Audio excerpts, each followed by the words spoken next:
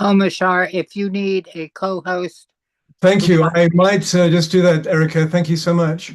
yeah, I can watch the door. We're live streaming now, I hope. Are we? Uh, Theoretically. So if we're live streaming and everyone's seeing us, then I got to go over here. I've got 1,000 windows open for some reason. We are. So welcome everybody. This is not Scott Thomas. This is Omishar the Great, the Victorious, and we're going to get the show on the road. And here comes the bumper. I have to share my screen, and I'm going to do all these things that I'm on.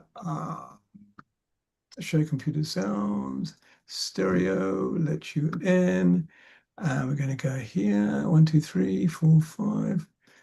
Go here and action.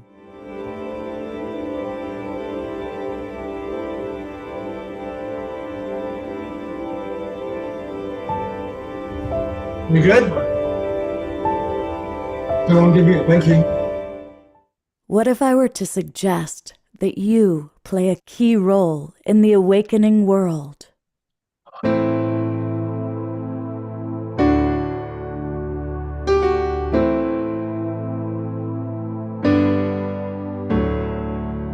And that you are watching this because you have heard the call.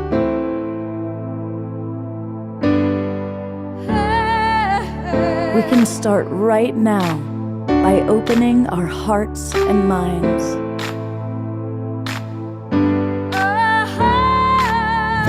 Welcome to the awakening world.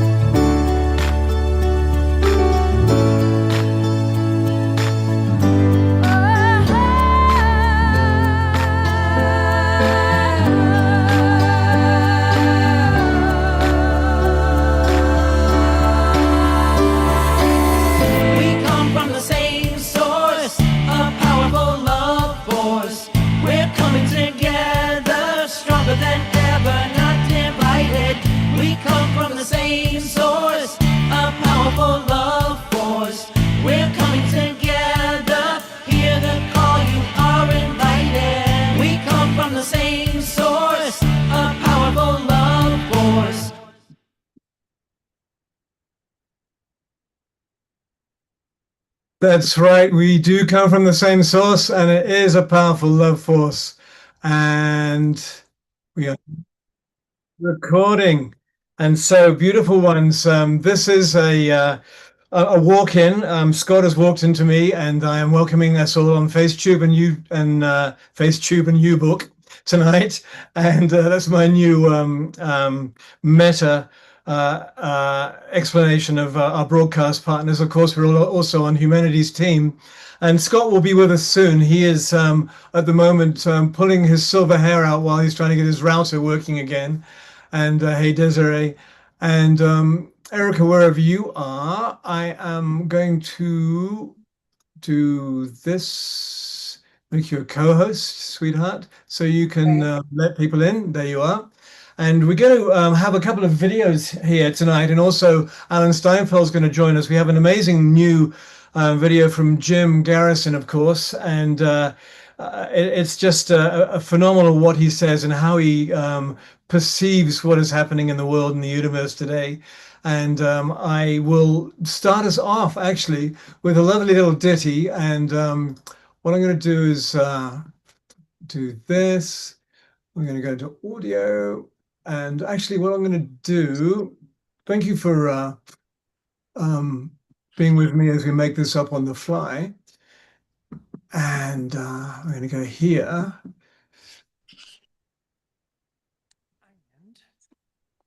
we are now going to, Erica, I'm going to unmute you. We're going to do here, and we're going to spotlight this beautiful being and also spotlight me. All right.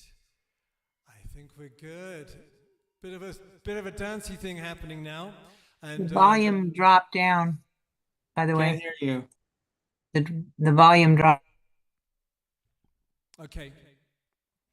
I know that it happens when I change mic source. So if you want to speak, just raise your hand or just speak, because this is our show.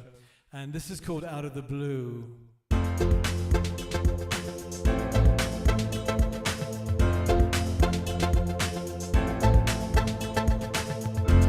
Whatever happened to the ones that came before? Did they just vanish into the blue?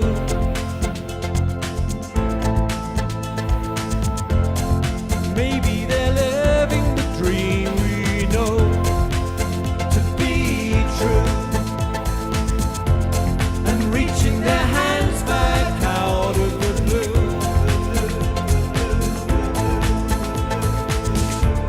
My heart is so ready to embrace all that's new. I feel the love calling for me to Erica. Break on through, let somebody in. Peace on my mind, I know that I'm coming to a new way of life that feels so true.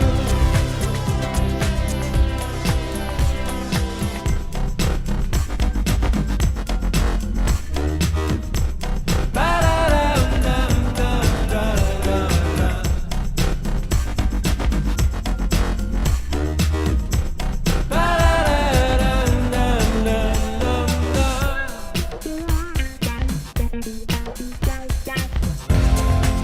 There's nothing here to hold me back from you. The clouds of my life have blown away.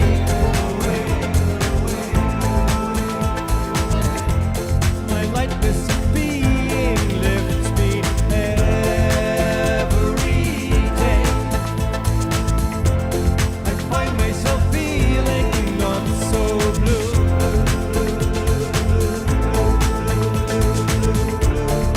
Heart is so ready to embrace all that's new. Feel the love calling for me to break on through. With peace on my mind, I know that I'm coming to a new way of life that feels so true.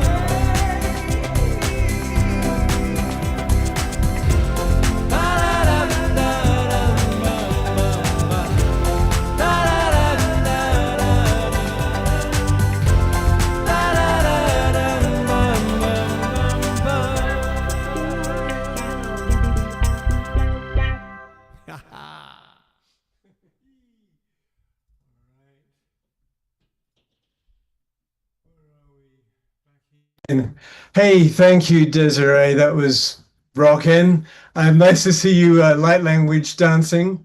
And whilst I try and get my everything together, how about Jeffrey? Where are you, brother? Here you are. man. So tell us what's happening in the latest from the Space Federation, because I have to queue up a video and I got to transfer it from my phone to my computer and then do it. So chat away for a minute, can you? I absolutely will. So I don't mind to it. I love talking about the International Space Federation for a lot of purposes, but mostly it's really going to be the salvation of humanity, because as we know, there is a technology and a science that says we can have free energy, 0-point energy. So Nassim and the group are really focused on getting the science implemented into the collective consciousness of humanity, because it also leads to gravity control. So their focused energy is totally on the science, writing the science, getting the science adopted in mainstream. And of course, our community goes on in other areas. So we have a community of people that are groupies of Nassim and his wonderful team of physicists and scientists that are doing amazing work. And of course, you can get that at International Space Federation, see all the science, but we're also building, we have meetings where we talk about the influence of the science on spirituality, how the two are coming together, what is the effects of what we're going to be bringing into the world to help people understand a deeper level of who they are by understanding a deeper level of the reality of who they are in embodiment, embodying this new understanding of science, which is just a modern day way, in many ways, of just explaining the mystical truth of the mystics. So we're working together to produce courses and things coming up. They're going to, again, one of the biggest subjects for everyone is curious about is consciousness. Inez and people are going to be working on new platforms to delve deeper into the nature of consciousness and how that is related to from a deep scientific point of view. And we got into and I see Reawakening Andrews here, but he could get it. He would have been fun to have at the conversation, because we got into deep into what AI is, what it could be, where it's going. And we with some of the most informed people on the planet are these people that are members of the community of the International Space Federation team. But it was no real consensus. I mean, we all had a lot of fun seeing what we could bring up from AI, but is it, I know they have railings on it and they try to keep it in a box, but is it escaping the box?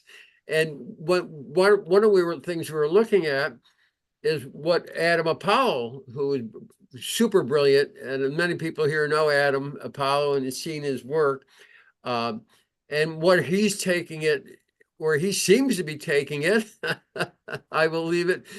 We didn't come to any consensus, but where he seems to be taking it to a whole new level of the mystery of what AI could be, and as far as communicating in the field, in the galactic field, with other entities. So we'll see how all that plays out. But come join the International Space Federation, and you can. I'll put my email in if you're interested in the science, want to go deep into it. We have a wonderful community that meets every Wednesday to delve deeper and share our understanding of the unified physics model and the nature of reality. How's that? Oh, You want me to keep so going? much.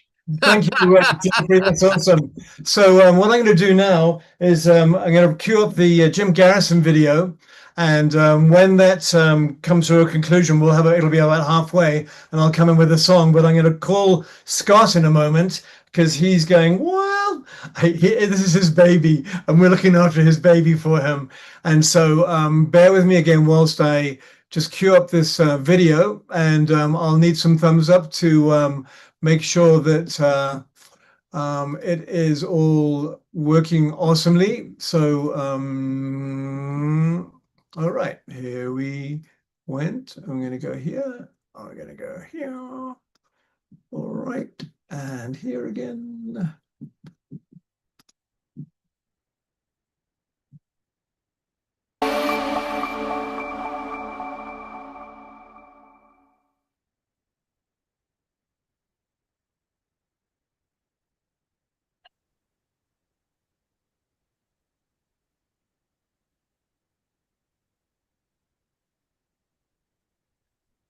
Hello, everyone. I'm Jim Garrison. I want to welcome you to this session of Humanity Rising as we continue a process that we've started in May of 2020 to provide meaningful content about the critical issues of our time. We're broadcasting now only once a week because of other extraordinary opportunities that have been brought to Humanity Rising and Ubiquity University, most especially the State of the World Forum, which I hope to touch on at the end of this broadcast. One of the things that I've noted as we've transitioned from one day or 5 days a week to one day a week is that it's hard to know what to put in the one day because the world is changing not only on a daily basis, but during the day. You have to watch the news almost continually just to keep up with the chaos that is being seeded by the forces in governance that are ricocheting around the world. Today, I want to focus on the three seminal events that are taking place that, in my judgment, are really shaping both world governance, world spirituality, and world politics.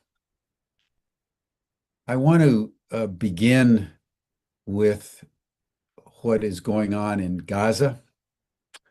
I then want to comment on the unfolding events in the Ukraine. And then I want to conclude with a commentary on how the Trump administration is shaping itself and reshaping the United States and the world. All three of these events are interconnected,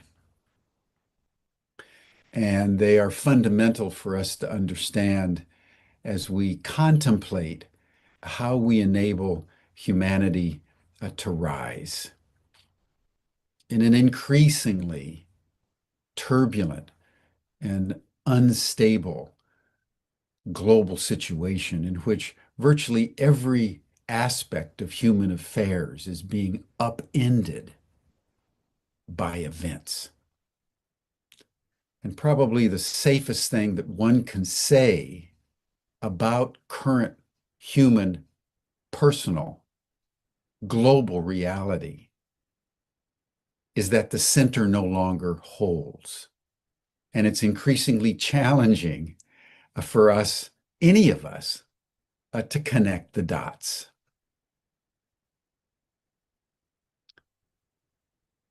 I want to update people on Gaza and the unfolding genocide that is being orchestrated by Israel and the United States, working very, very closely together to exterminate the Palestinian people in every way they can, live on TV.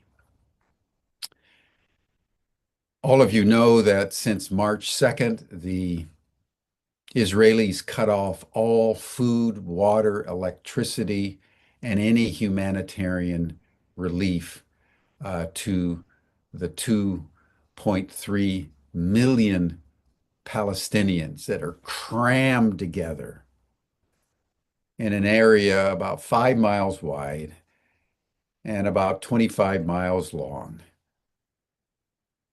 adjacent to the Mediterranean Sea, just north of the Israeli-Egyptian border.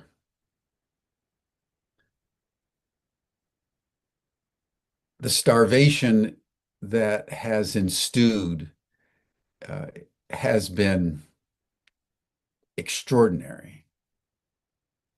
Children are dying by the day. The entire population is on the verge of starvation. There's been no food, no water, no electricity. And at the same time, the Israelis have been conducting, it is estimated, 150 airstrikes a day. And that doesn't count the drones, the artillery bombardment from the tanks. At every level, the Gazans have been subjected to unprecedented bombardment, the most concentrated bombardment in the history of the world. And I want us to just take in for a moment what that means.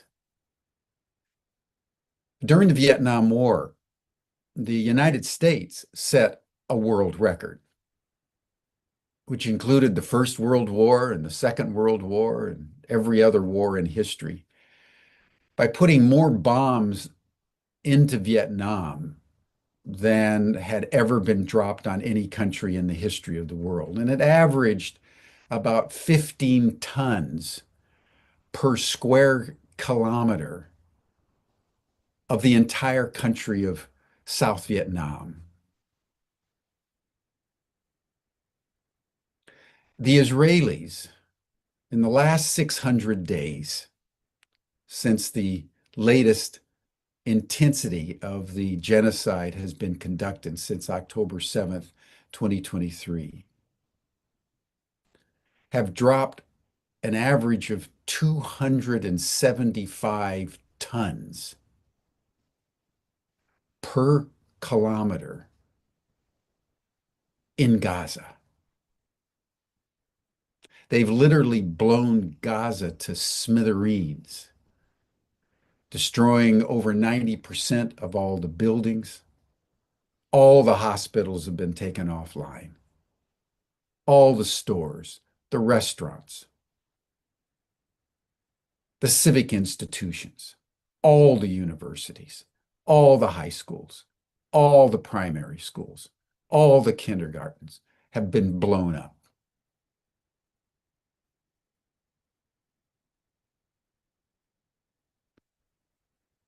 It's been unspeakable. And now, do you know what the Israelis in the United States are doing? They call it the Trump plan. In the Israeli Defense Force jargon, it's called Gideon's chariot. Gideon was one of the judges of the ancient nation of Israel. Gideon's chariot, the Trump plan. You may have heard over the last couple of days that the Israelis, bowing to international pressure, have set up 4 food distribution centers. I wondered what this was all about. And so I've been investigating, and this is what's happening. They have 3 centers in southern Gaza, 1 center in central Gaza, administered by the Israelis and the Americans,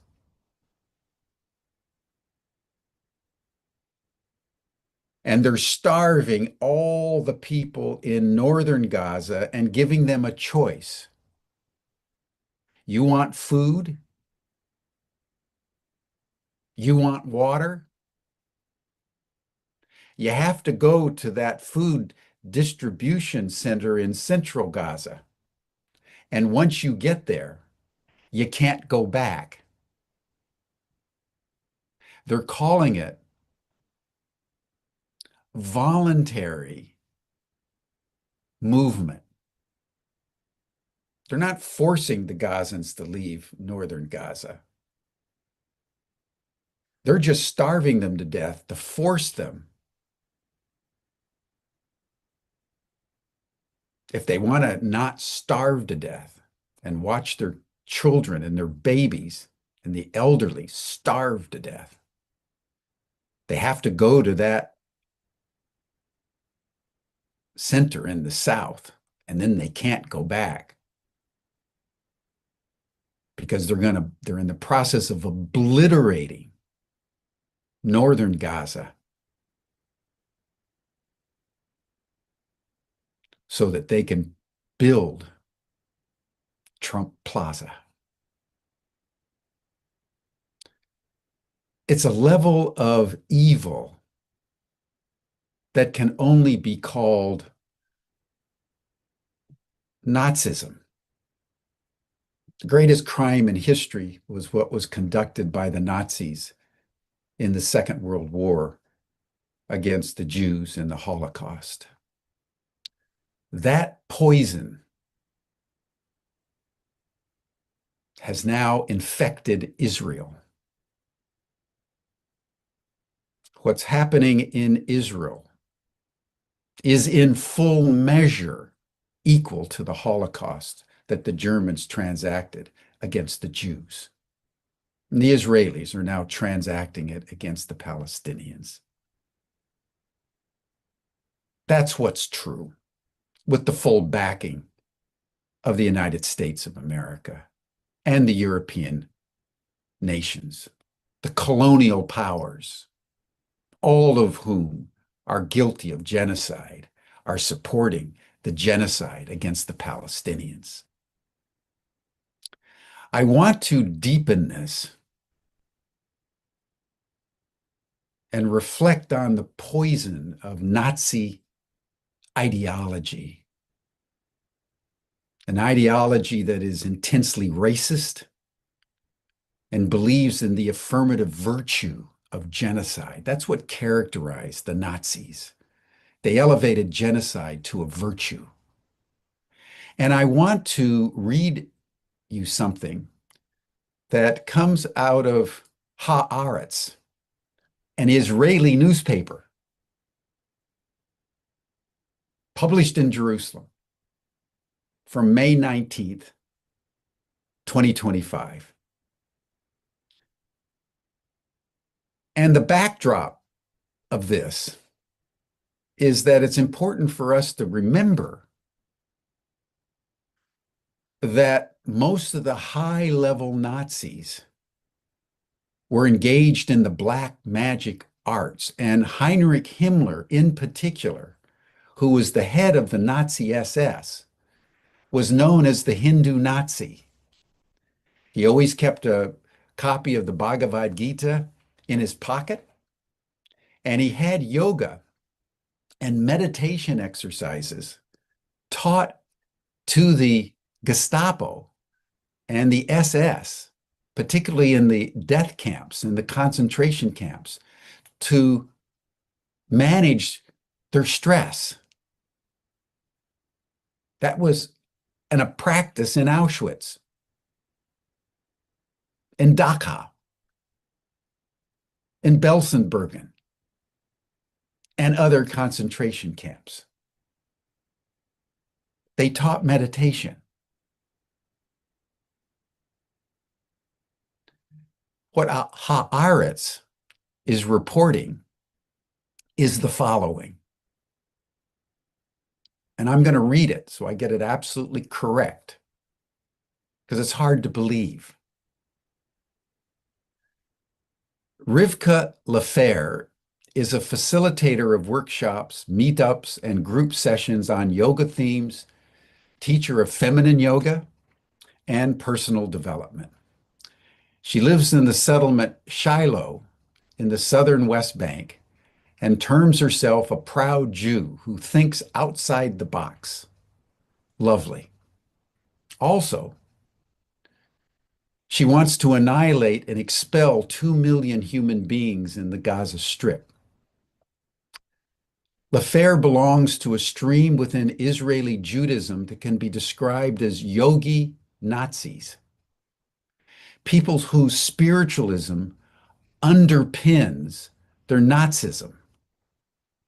They are a relatively new substratum with deep roots in the local culture that has gained popularity since October 7th, largely because of its ability to weld together concepts that on the surface seem like polar opposites: spirituality and annihilation, empowerment and expulsion, yoga and starvation, retreats and carpet bombing. Lefer is a person who believes that music has the power to alter our consciousness, but also that expelling and annihilating 2 million Gazans begins with altering one's consciousness. It's very important. Altering one's consciousness. In order to succeed in this important cognitive switch, we have to understand that we have an enemy here whom we look in the eyes and eliminate, she says. Yes, look them in the eyes. Don't do it behind their backs, because we must be in direct and unmediated contact with those that we're annihilating. And to make it clear that by enemy, she doesn't mean only Hamas. She clarifies, quote, "We are committed to take revenge and destroy Gaza from infant to old woman." She tops it off with an appropriate Bible verse. "Thou shalt blot out the remembrance of Amalek from under heaven. Thou shalt not forget." The Amalekites were one of the tribes that the Israelites found living in Palestine when they came out of Egypt about 1200 BC. And as you remember, as I've narrated, if you read the book of Joshua in the Jewish Bible, Joshua, in God's name, directed by Yahweh, proceeded to commit genocide against the entire Palestinian population to secure room, Lebensraum, as Hitler put it, for the Jews. The Amalekites were one of the peoples that they tried to exterminate. LaFere understands that people tend to be puzzled when facing this dissonance between spirituality and annihilation. So she, in one of her videos, has, quote, "a message to everyone who doesn't understand how it's possible to be spiritual, to teach yoga and hold retreats, whilst calling for the expulsion and annihilation of your enemy." Indeed, her answer is simple. Quote, "I love my people with an undying love, and I hate my enemy with an undying hatred. One does not contradict the other. One can be filled with the values of love, and at the same time, you also know what is right and what is wrong. You stand firm against your enemy, and you know what must be done with him."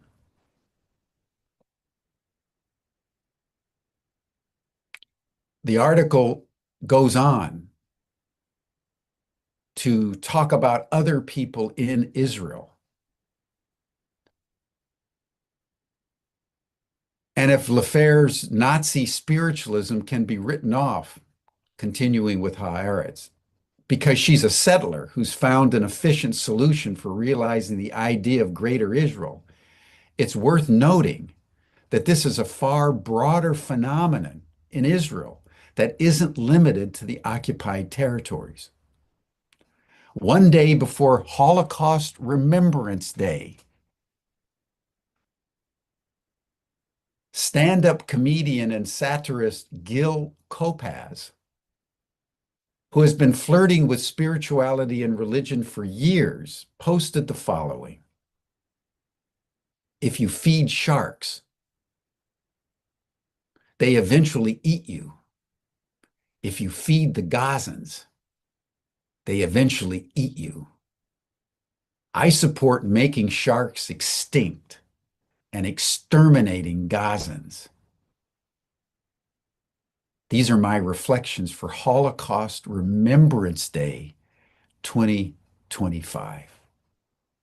And after the post created a storm, because it was sent out all over Israel on social media and so forth and so on, with great applause from Netanyahu and the right wing, Kopatz posted a clarification. I don't have an ounce of compassion for the Gazans. For the Arabs as a whole, yes. For human beings as a whole, yes. For sharks, no. And not for human beasts. Of course, his desire to eradicate millions of people doesn't imply he's a bad person. Indeed, he concludes his post, I consider myself to be a humane, liberal, and moral person. he concludes, it's not genocide. It's pesticide. And it's essential. Close quote.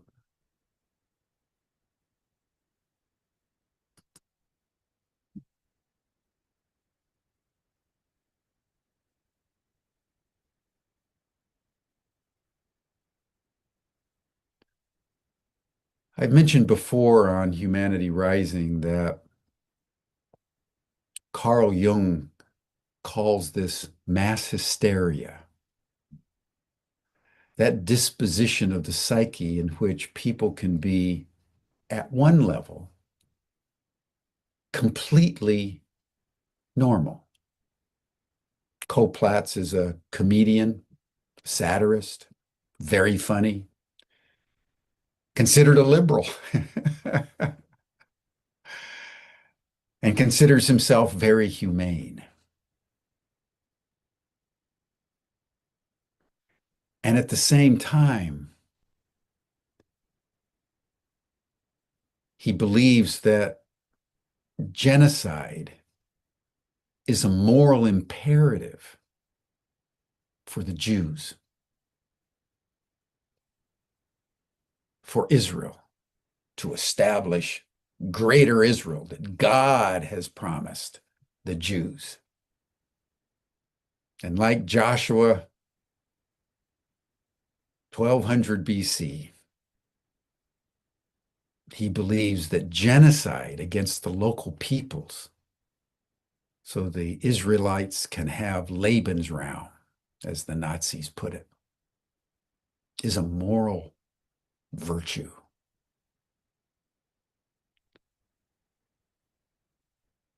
That is mass hysteria. That is gripping Israel like it gripped the Germans at the hands of the Nazis. And Donald Trump is in full support. His trip to Saudi Arabia and the Emirates was basically about doing deals to benefit his family,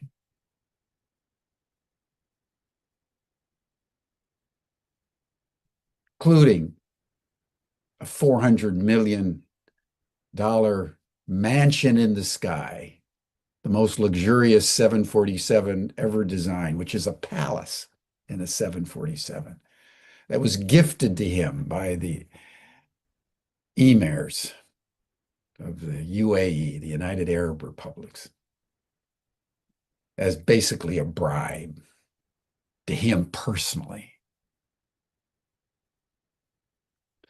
So Air Force One is not just two 747s now.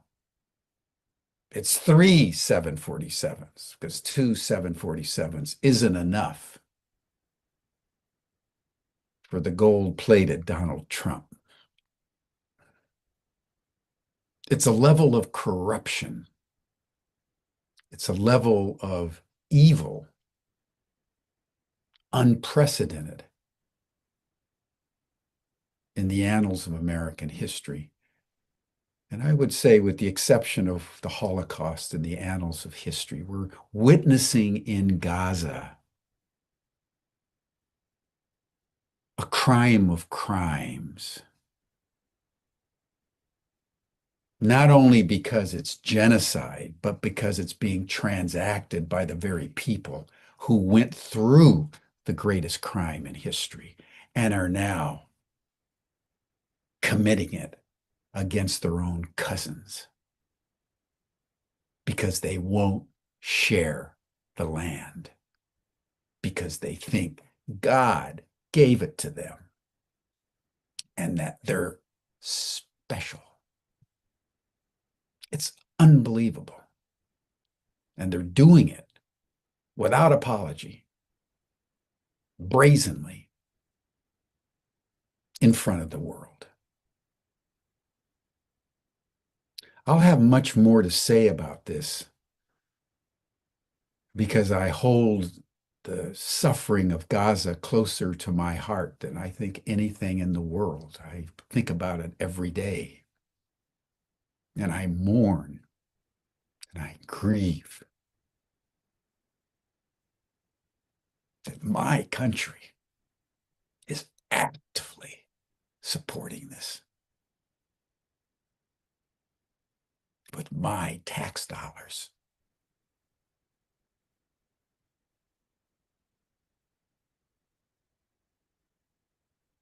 It's as close to an unforgivable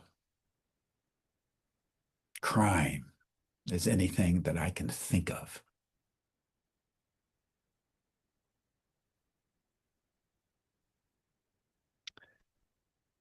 Let me turn to what's going on in Ukraine, because I think it's very important for us to understand the realities that the same mentality that is actively supporting genocide in Gaza is what is running away from Ukraine. I said 3 years ago in my teach-ins here on Humanity Rising about the war in Ukraine. It was going to end with 3 inevitable outcomes. The Russians were going to win. The Americans were going to walk away. And Ukraine was going to be destroyed. And that, my friends, is exactly what is happening. The Americans went into Ukraine thinking they could use Ukraine to destroy Russia and fulfill the dream of the neocons, first articulated in the Defense Guidance Memorandum of March of 1992, written by Dick Cheney and Paul Wolfowitz, Richard Pearl and David Feith, the other neocons in the Bush II administration, that with the collapse of the Soviet Union, this was the moment that the United States could abandon the promises that it had made to Gorbachev to create a mutual security zone between Russia and Europe and the United States, and to really destroy Russia, break it up. That's been the plan. So they were moving Ukraine, moving NATO to the east, starting in 2004. And then in 2008, they said, we're going to go after Ukraine. And that's when Putin said, that's a red line. It's not going to happen. But the arrogance of the Americans was so extraordinary. They just blew him off. We can do anything we want. You're weak. We're strong. Back to Themistocles, this story of the Peloponnesian War. The strong do what they want, and the weak suffer what they must. That's how the American neocons viewed the Russians. And finally, the Russians took a stand. And 3 years later, after the United States threw in everything it could, with the exception of nuclear weapons, the Russians have prevailed.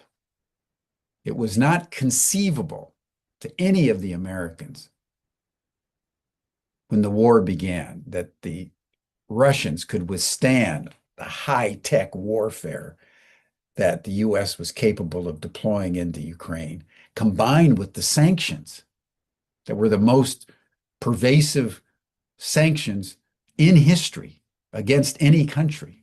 It was not conceivable that Russia would survive. It not only survived, and its economy is growing, but it's defeated the United States and NATO in Ukraine.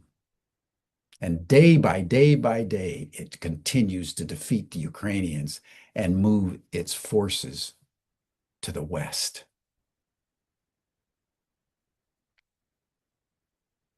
Trump is not abandoning Ukraine because he wants to.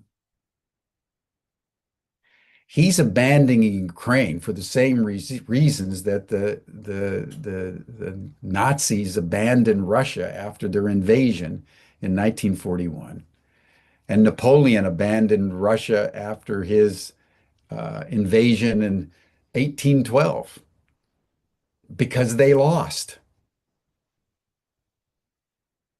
That's the reality, pure and simple. The United States and NATO have lost. And again, as I've said right at the beginning of this latest chapter in the Ukraine war, where the Americans, oh, let's have a ceasefire. What did I say? There's going to be no ceasefire. Ceasefires come after the war's over. They almost never come before the war's over. And the war is not over until two conditions basically are met. That Putin has been saying consistently, and most importantly, codified in a very famous speech to the Russian Military Institute on June 24th of 2024. Bottom line, Ukraine has to be neutral.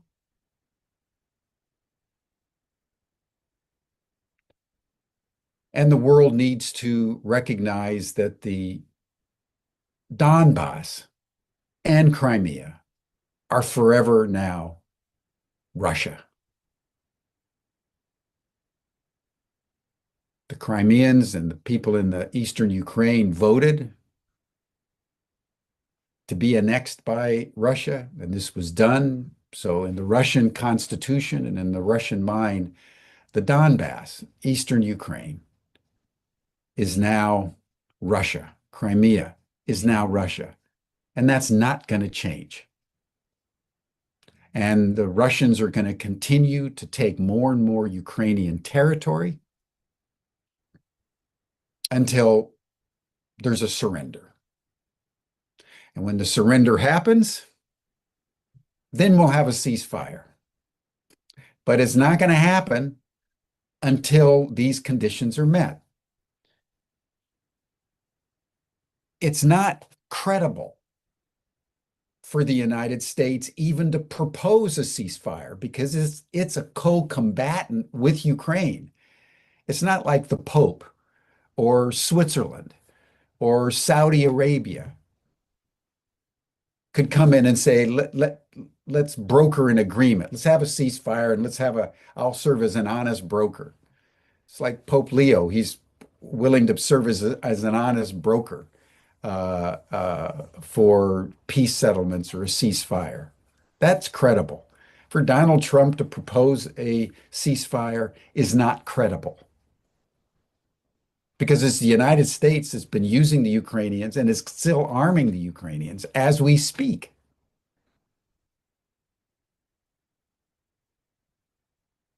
It's an extraordinary situation, but it's absolutely simple. The Russians are now in control. And there's a lot of talk in the news that Donald Trump is just going to walk away and leave it to the Russians and the Ukrainians to sort out. That's exactly how it's going to end. That's what happened in Vietnam. That's what happened in Iraq. That's what happened in Afghanistan, among many other examples that I could cite. At some point, the United States decides it's not worth it anymore. It walks away. And like in Vietnam, it left the South Vietnamese and the North Vietnamese to just basically work it out. And the next thing you knew, South Vietnam had collapsed. North Vietnam had taken over. And Vietnam is a flourishing country in the world today.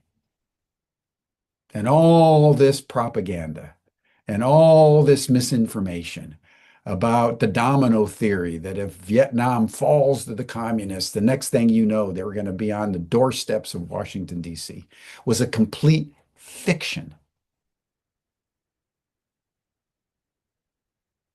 All the discussion of Saddam Hussein being a monster that was, killing children and violating human rights and had weapons of mass destruction and chemical and biological warfare that he was going to unleash on Europe and the United States was a complete, utter fiction.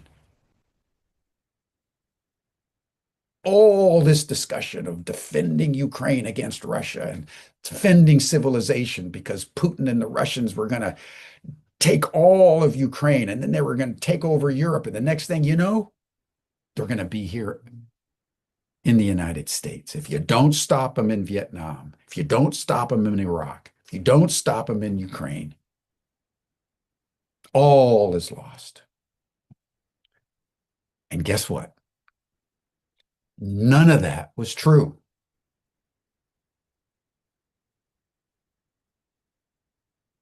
The United States is going to walk away, and Russia and Ukraine are going to sort it out. If they'd have sorted it out in 2020, Russia was willing to leave Crimea and leave the Donbass. That's what they negotiated. And they almost signed it in Istanbul in May of 2020. And then Obama, or rather, and Biden put the kibosh on it, said, no, we think you can defeat the Russians. Because the Ukrainians, from the very beginning, like the South Vietnamese, like the poor Iraqis, are proxies for another agenda. In the case of Ukraine, weakening and destroying Russia, and Ukraine was just cannon fodder. And the United States was willing to fight to the last Ukrainian, and they were destroying the country like they did Vietnam and like they did Iraq. And now they're going to walk away. Not because they're moral, but because they've lost. That's what's true. That's what's true. And all the stuff in the media is just chaff in the wind. And the reality is, as I've described. And the longer the Americans and the Europeans support the Ukrainians, the more territory Russia is going to take. Finally, they will clearly make it all the way to the Dnieper River, but they may also take Odessa, they may take Kharkiv, they may even take Kiev before they're done. So the longer we ignore and resist the obvious, the worse it is going to be for Ukraine. That's what's true.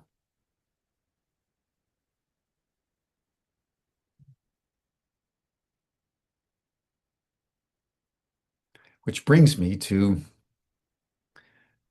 some comments that I'd like to make on the Trump administration as it's being experienced in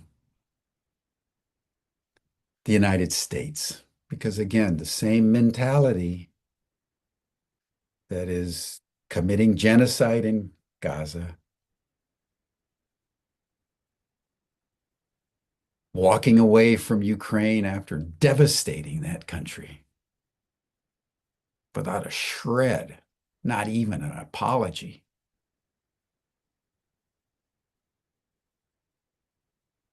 is what is destroying the United States.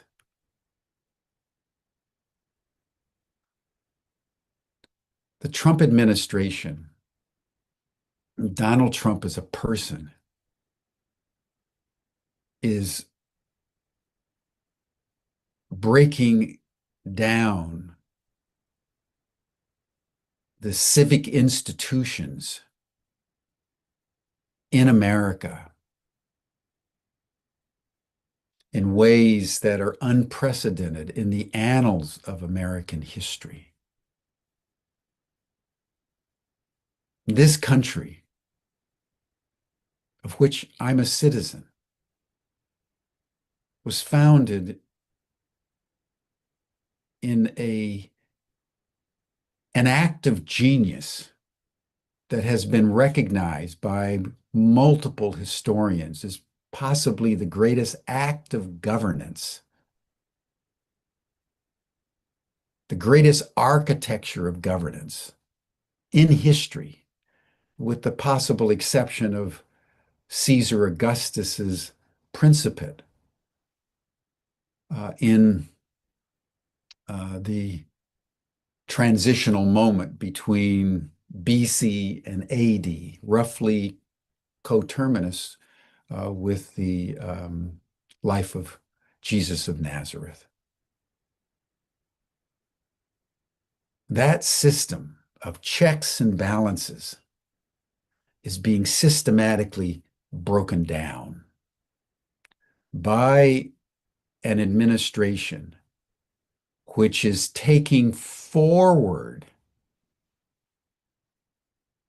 the ideology of the neocons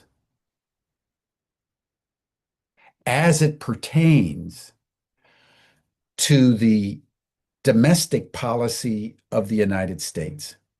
And I want to emphasize this because it's really important, particularly for Americans to understand in terms of what's happening. This isn't just Trump, crazy man,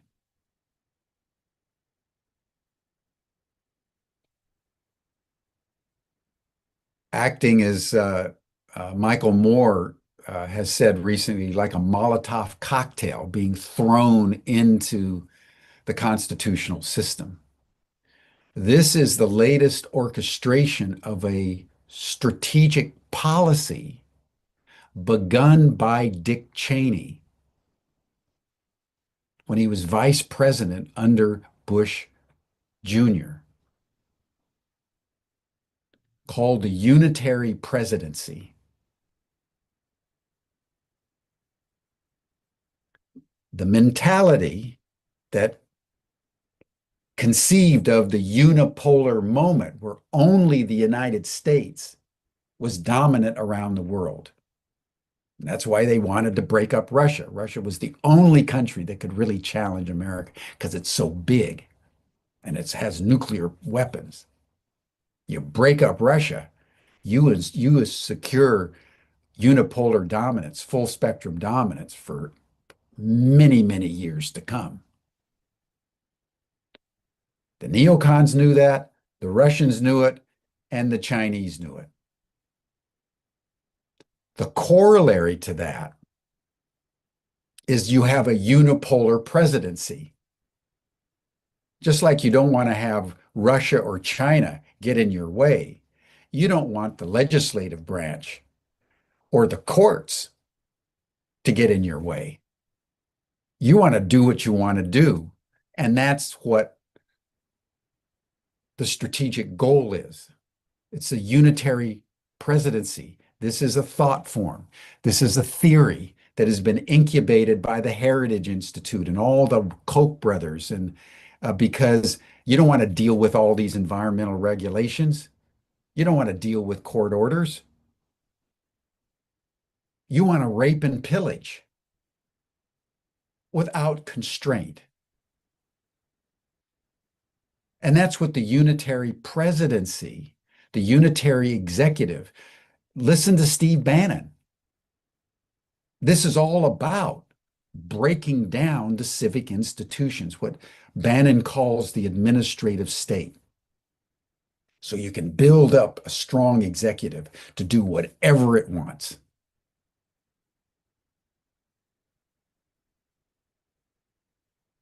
So you attack Harvard, you attack law firms, you attack individuals, whether they're citizens or not citizens, you attack the legislative branch, and you consolidate authoritarian power through intimidation and through fear.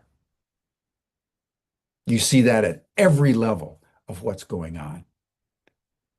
This big, beautiful bill that was just passed by the House of Representatives by one vote yesterday, 215 to 214,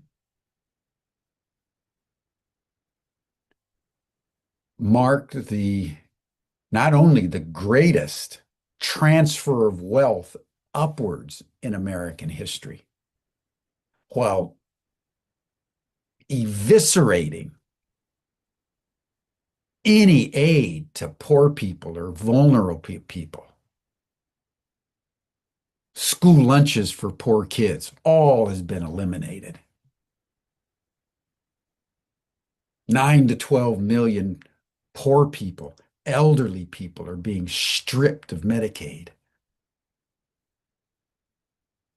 While the Pentagon budget is being increased, where most of the corruption and the waste resides. And there is tax cuts for the rich that are going to increase our deficit by nearly $3 trillion at a moment when the deficit of the United States is getting so massive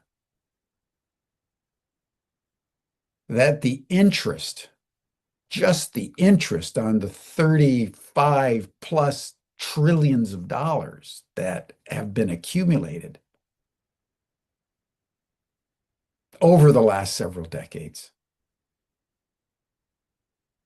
We're paying $1 trillion a year in interest. This is bigger. This is as big as the defense budget. It's bigger than entitlements, Social Security and Medicare, and government spending for bridges and roads and everything that they do is now being eaten up by interest on the debt. But they are now decreasing taxes, so the government has even less money to pay for it, while they make the rich richer and richer and richer, and now they're starting to cannibalize the poor, because the poor people in this country don't mean much more to Donald Trump and the neocons than the Palestinians in Gaza, or the million Ukrainians that have been slaughtered in a senseless war. And this point must be understood, that the mentality that will generate genocide actively, brazenly, and sacrifice entire nations, whether it's Vietnam or Iraq, Afghanistan, Libya, Somalia, Lebanon, Syria, Sudan, you name it.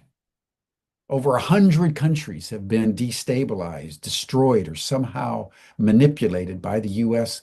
government since the end of the Second World War. It's what the United States has done around the world.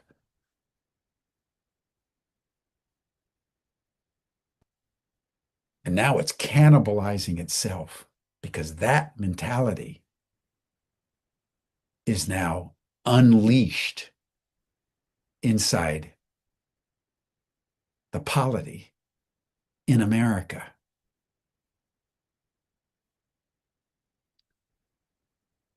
And so how we understand this, how we connect these dots, is critical for us to understand. And I know this has been a rather stark presentation, but the situation within which we find ourselves is increasingly stark. Two final points. First, remember the Supreme Court last year voted 6-3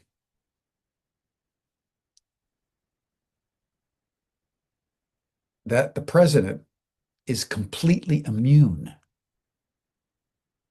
from any prosecution while he's president of the United States, engaging in official acts.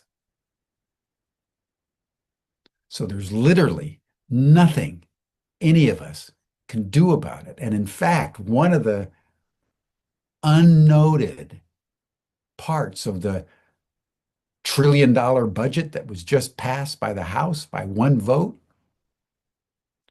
is to radically weaken the capacity of the courts to hold the government in contempt. You know, the courts don't have armies. So when the Supreme Court makes a ruling, the assumption is that the executive and the legislative branch go along with the adjudication of the court. That's what the Constitution says. Well, what if the President of the United States says no?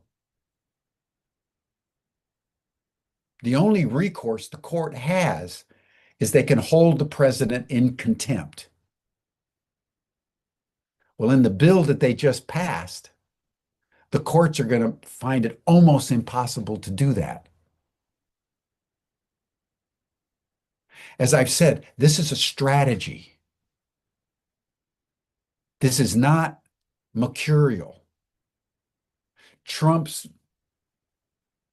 random moves are purely superficial distractions so that people can't keep up with what's really happening. This is quintessential politics as a diversionary tactic.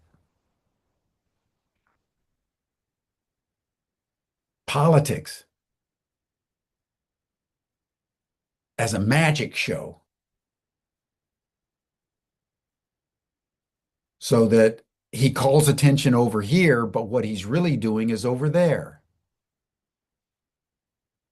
And then once you start to figure that out, he does something else to distract your attention. Final point I want to make about Trump is that this mentality was taken to absurd levels in his meeting a few days ago with President Ramaphosa of South Africa, where in the midst of his genocide in Gaza against 2 million people, he accused the South Africans of genocide because there's been a couple of farmers, white farmers, who've been killed. That is not genocide.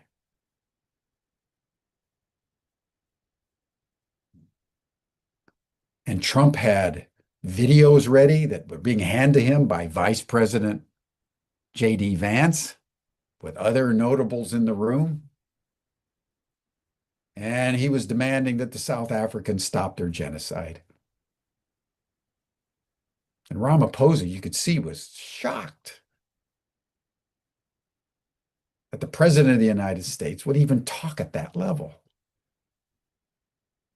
particularly given what he's doing in Gaza as he plans for Trump Plaza, Club Med.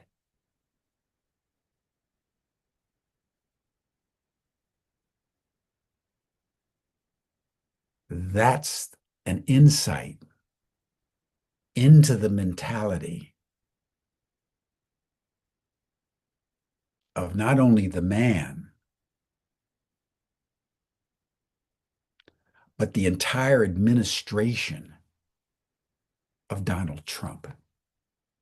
That's what we're dealing with. You know, I was born in China.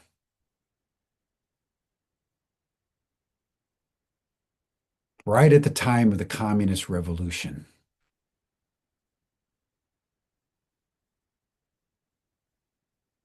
My parents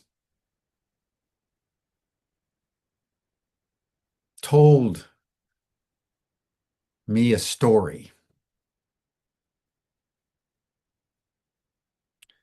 that when they got to that area before the revolution, the peasants owed between 200 and 300 years of back taxes to the landlords, who had such complete control over the peasants that they could come in at any time and take anything they wanted. If they saw a wife or they saw a daughter, she was compelled to go to his bed that night. No questions asked. When the revolution came, the peasants went to the landlords and in many cases ripped them apart limb by limb. That's not genocide.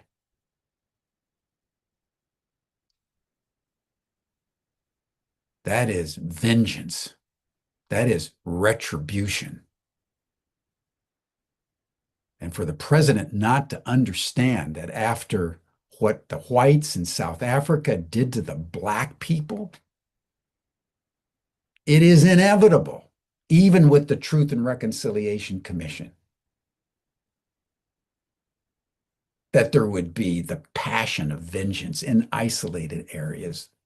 And the fact that there was only a couple killed is actually a testament to the patience and the mercy and the capacity to forgive on the part of the black population of South Africa.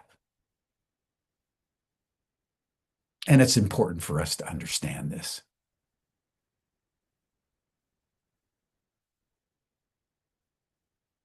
Chaos reigns, my friend,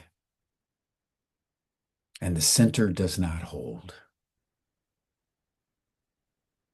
It's time that we hold hands. It's time, as we're trying to do through the State of the World Forum in December, to connect the dots, to try to assemble a meaning framework of the different data points that are happening in our world. Because if we can simply hold in our awareness the contradictions, we will have some capacity to know how to navigate through the accelerating chaos as it unfolds right before our eyes, affecting all of us in unexpected but in inexorable ways. That's our challenge.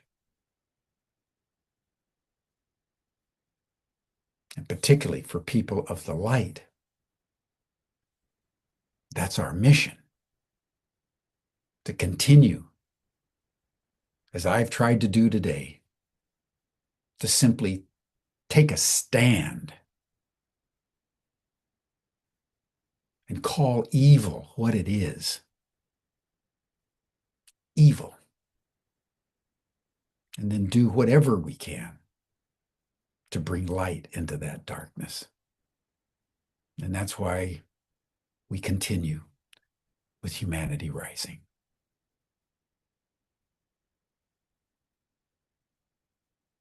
So thank you, everyone, for your patience with me today. I feel so deeply about these issues, particularly the suffering of the Gazans, those poor Palestinians that are being starved and bombarded 24/7, now for 600 continuous days. Let us hold them in our hearts. That'll bring our session to a close. I'll be happy to join the after chat. For those of you who would like to deepen this conversation for a little bit, you'll see the link for the after chat in the chat.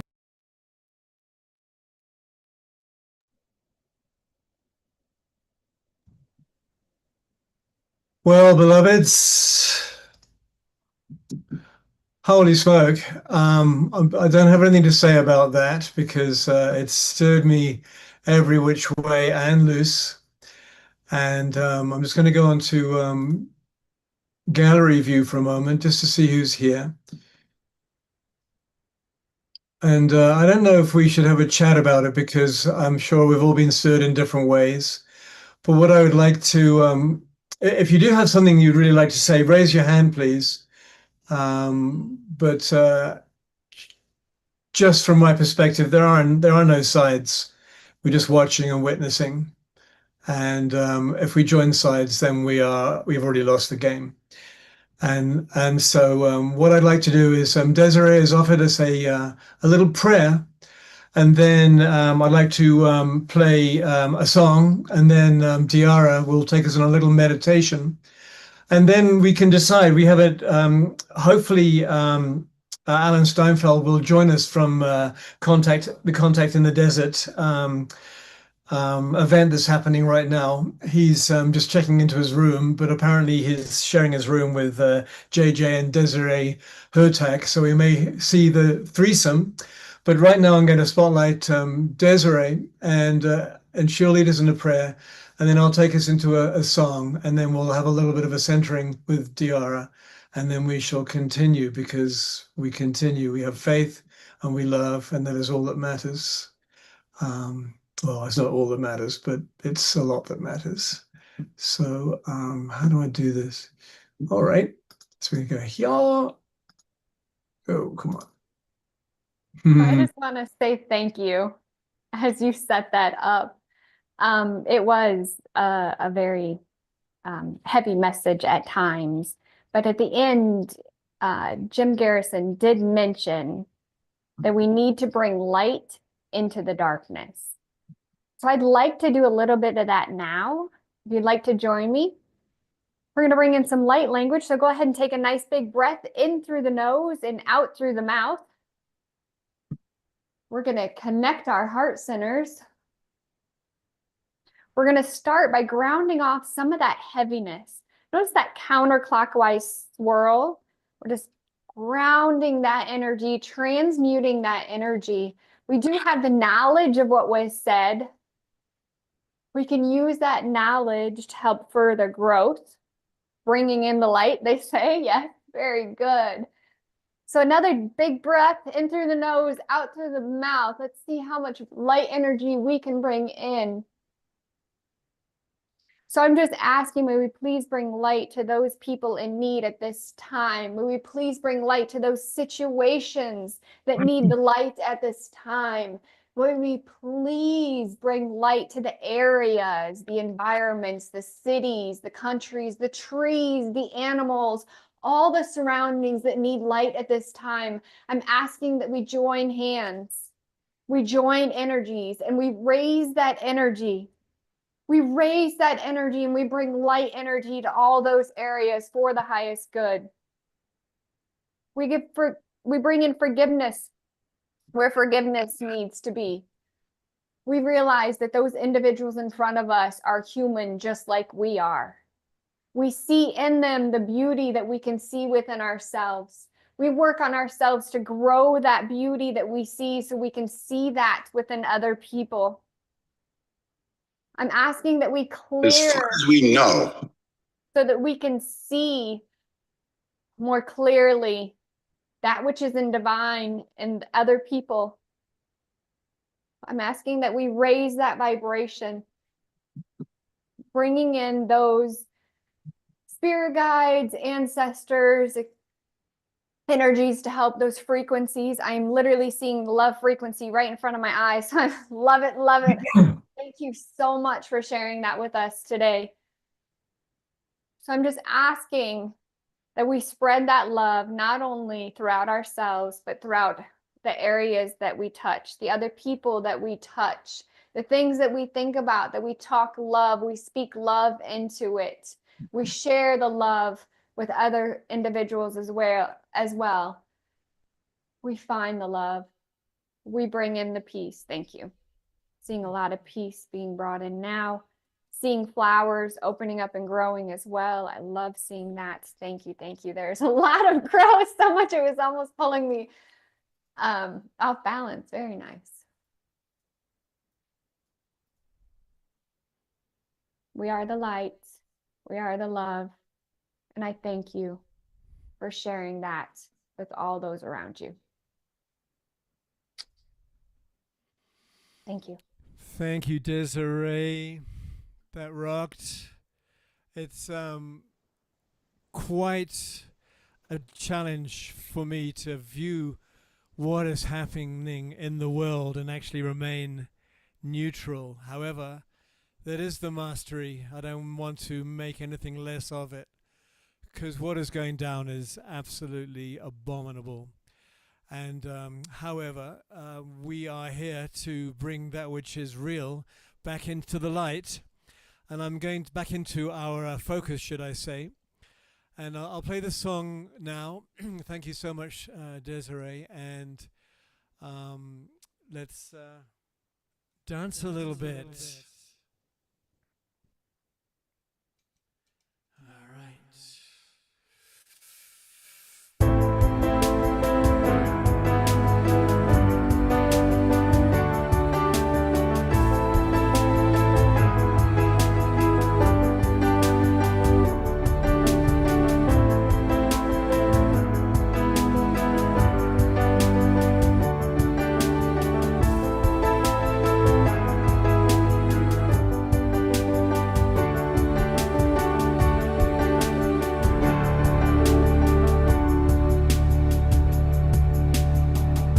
'Cause now we recognize we've been hypnotized. The smell is wearing off, and so now we rise with higher frequencies.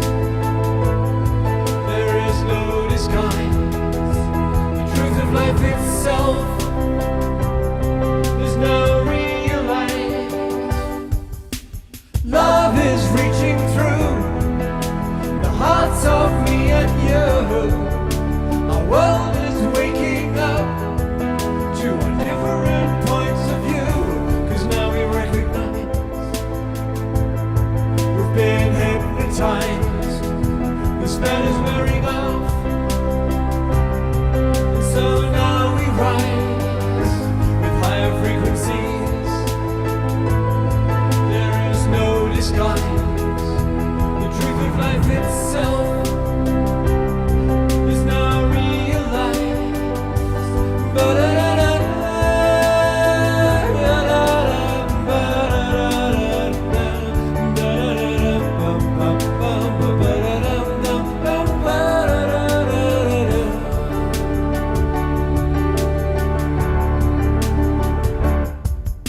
So shake yourself free of the past. No longer do I walk in the dark. Let's show each other what we can do, and let our light shine right on through. And let the good of humanity stay, and let the dross simply fade away. And let the mother return to us all, so that Jerry can have his way.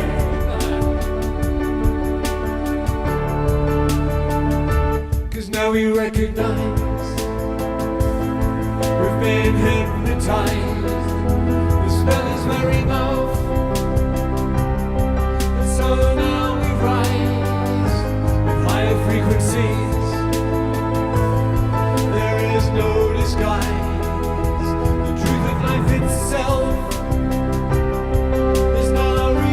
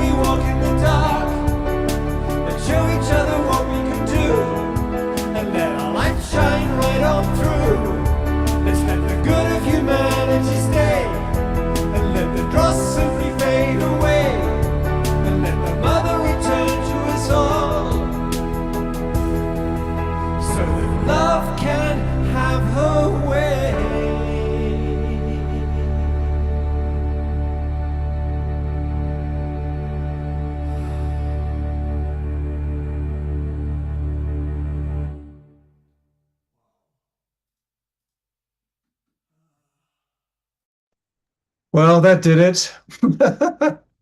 Thank you, Jerry. I hope you heard the lyric I put in for you right there. And thank you, Diara, for looking after things behind the scene. And where are you, sweetheart? I have to find you. May I just add, that was absolutely beautiful. I saw just, the hold that on mankind. I saw that being lifted. I saw the divine feminine coming in and raising mankind. It was absolutely beautiful. I saw just the compassion, the empathy that comes with that divine feminine, that not only males and females, but all of us have that divine feminine within us. And then I saw, which was just made me want to cry. I literally see in my hand a wish, and it was like so far away. But then I see that wish being brought and our hearts opening up. So I just want to say thank you. That was absolutely beautiful. Thank you. It takes a village, and here is the village right here. Thank you, Desiree, and thank me for being such an awesome songwriter. And actually, no, I just channel. I lay no claim to any ownership of any of it. And Diara, please lead us on a little meditative journey, and then we shall. I haven't heard from Alan, or Scott, then we can Scott go on. is here. Oh, he Scott is? here, actually. Whoa, dude, where are you, man? Hang on a minute. I am, for the first time in many years, There I you am are. I am inside a McDonald's restaurant. Oh yeah, right. First Um, time in a year, sure, man. really, I mean, Pollo Loco. I do Pollo Loco, but I don't normally do McDonald's. Oh well, But yeah, that's awesome. I know. Scott and I have been texting. He's been driving around trying to find someone with internet. So we finished the Jim Garrison, and yes, it was definitely stirring for us all.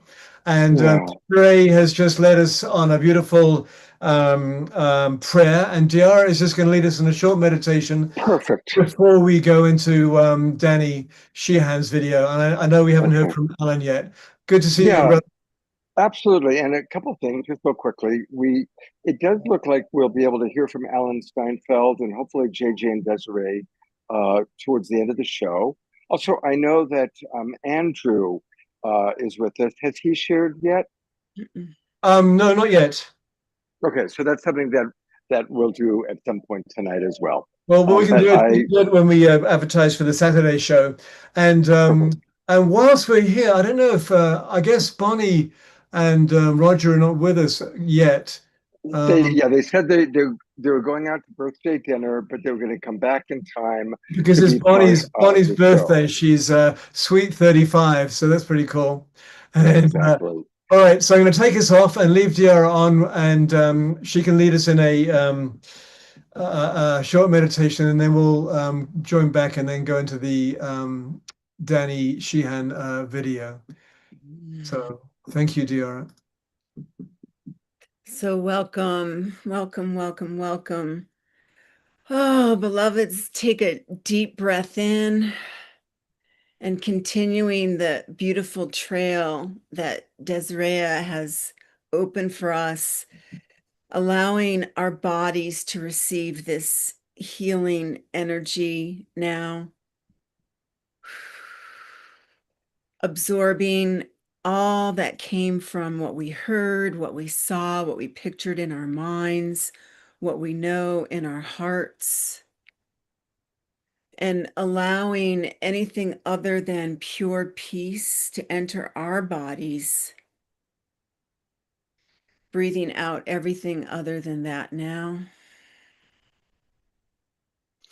And using our collective joy that we have in this room to amplify that light.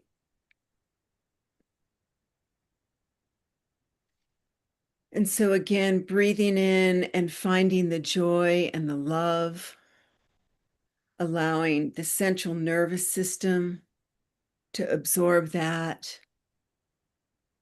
Omashar's beautiful song that gives us hope.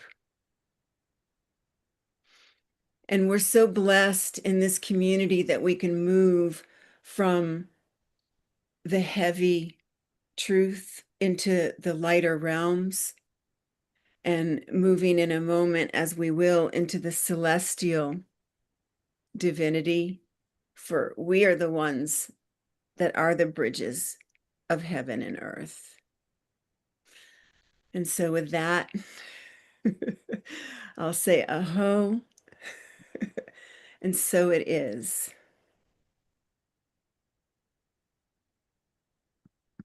Thank you, Tiara.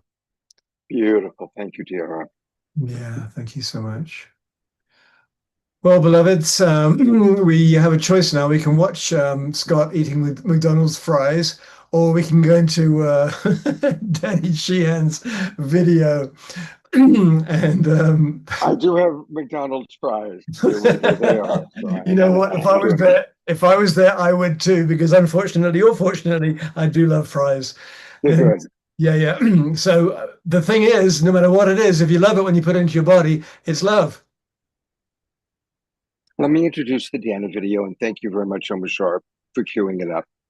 So this was filmed a couple of weeks ago at the Sunrise Center, and my buddy Simon and I filmed it.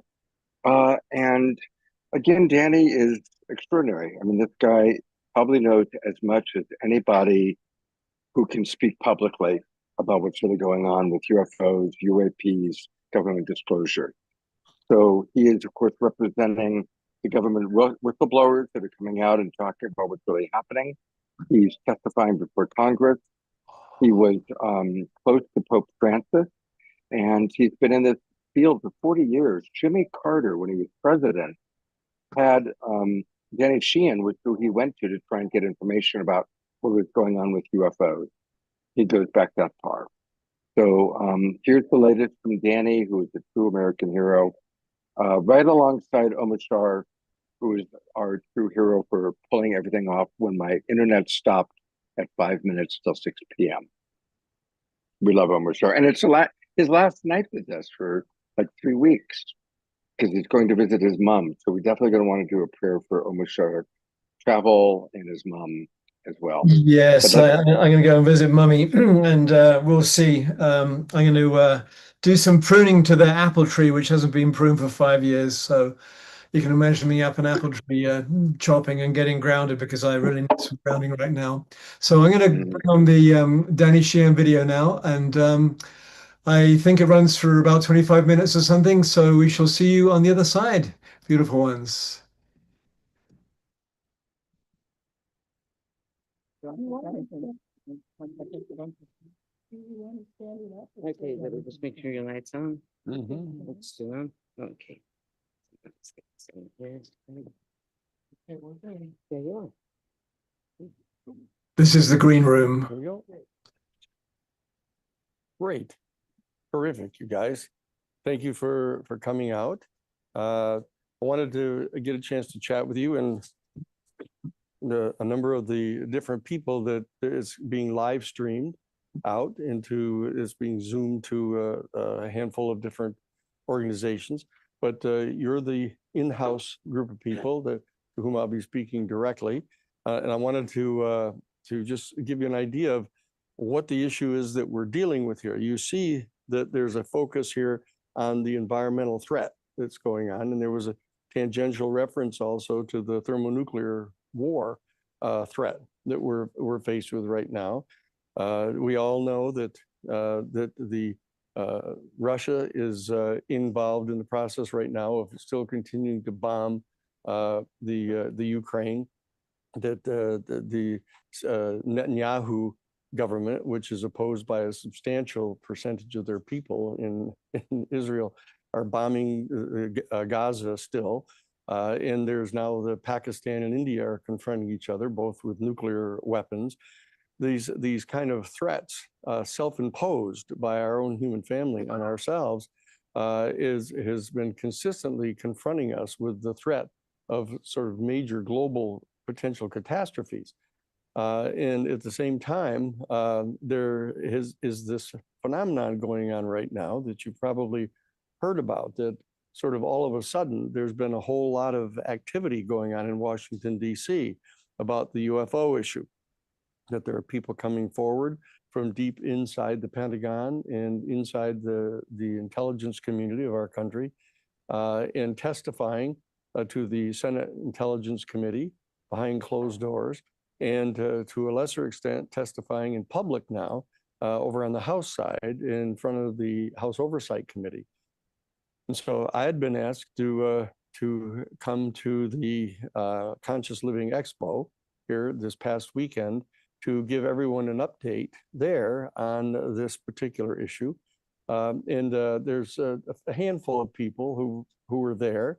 But what I want to do is I want to, for our group and for the people that are now on the live streaming, because that event was not live streamed, so that we want to be able to share with a much larger audience now the basic information that we were able to convey to just 100 people or so at that Conscious Living Expo.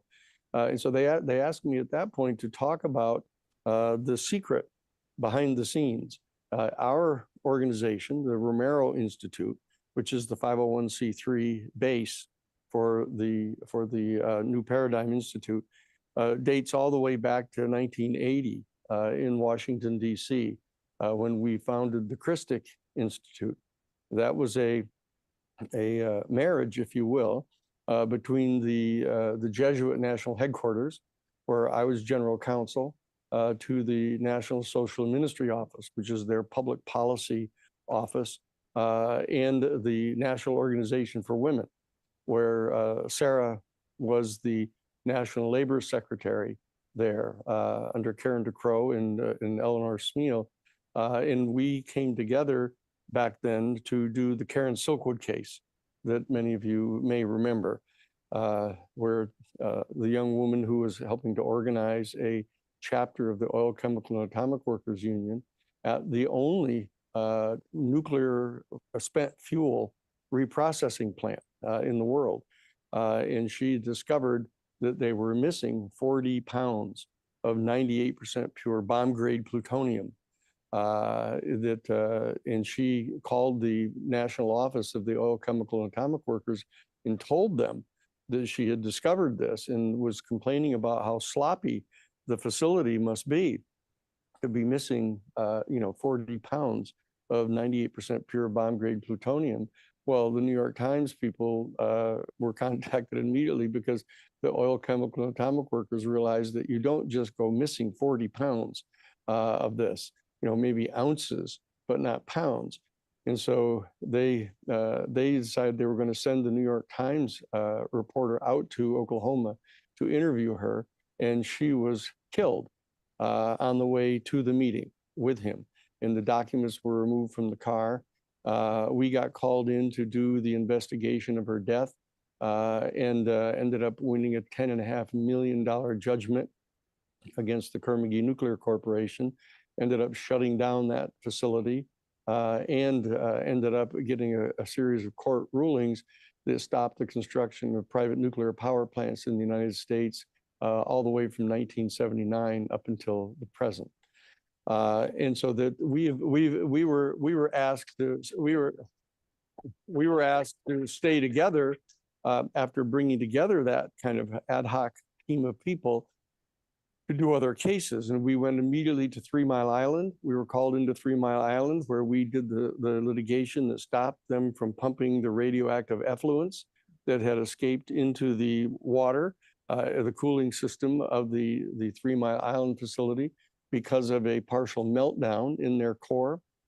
And the Nuclear Regulatory Commission had already authorized them to pump all that water into the Susquehanna River. And we went in and stopped that, proving that there had been a meltdown and there were radioactive nuclides in the water. And that stopped what they estimate at probably 50,000 cases of cancer over the next decades. So we stopped that from happening and stopped that plant and had to just unload the fuel from that plant. And we kept on doing one case after another where we were disclosing the secrets. The secret of the death of Karen Silkwood, the secret of the fact that they were smuggling 98% pure bomb-grade plutonium out of that facility to bring nuclear materials to the state of Israel and to Iran for the construction of nuclear weapons. We then revealed the fact that there was actually a meltdown in the plant at 3 Mile Island.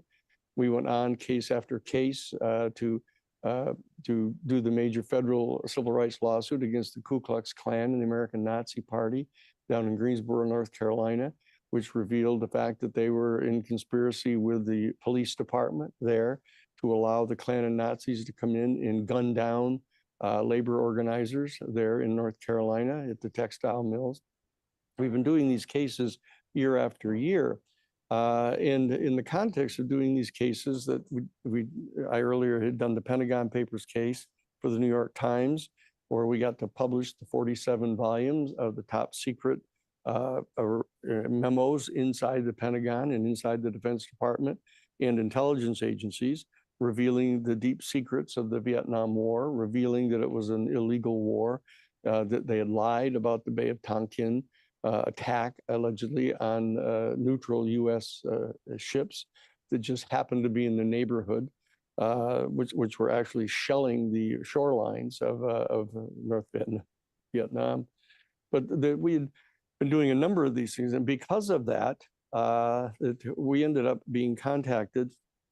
I had been contacted earlier when President Carter was elected back in November of 1976. And because he had seen a UFO when he was governor of Georgia, one of the very first things that he did after being elected on November 2nd of 1976, he sent immediately for the head of the Central Intelligence Agency to come down to Plains, Georgia, and brief him on the UFO phenomenon. He wanted to know immediately what information we had about the UFO phenomenon and any potential extraterrestrial life form that was responsible for the UFO phenomenon.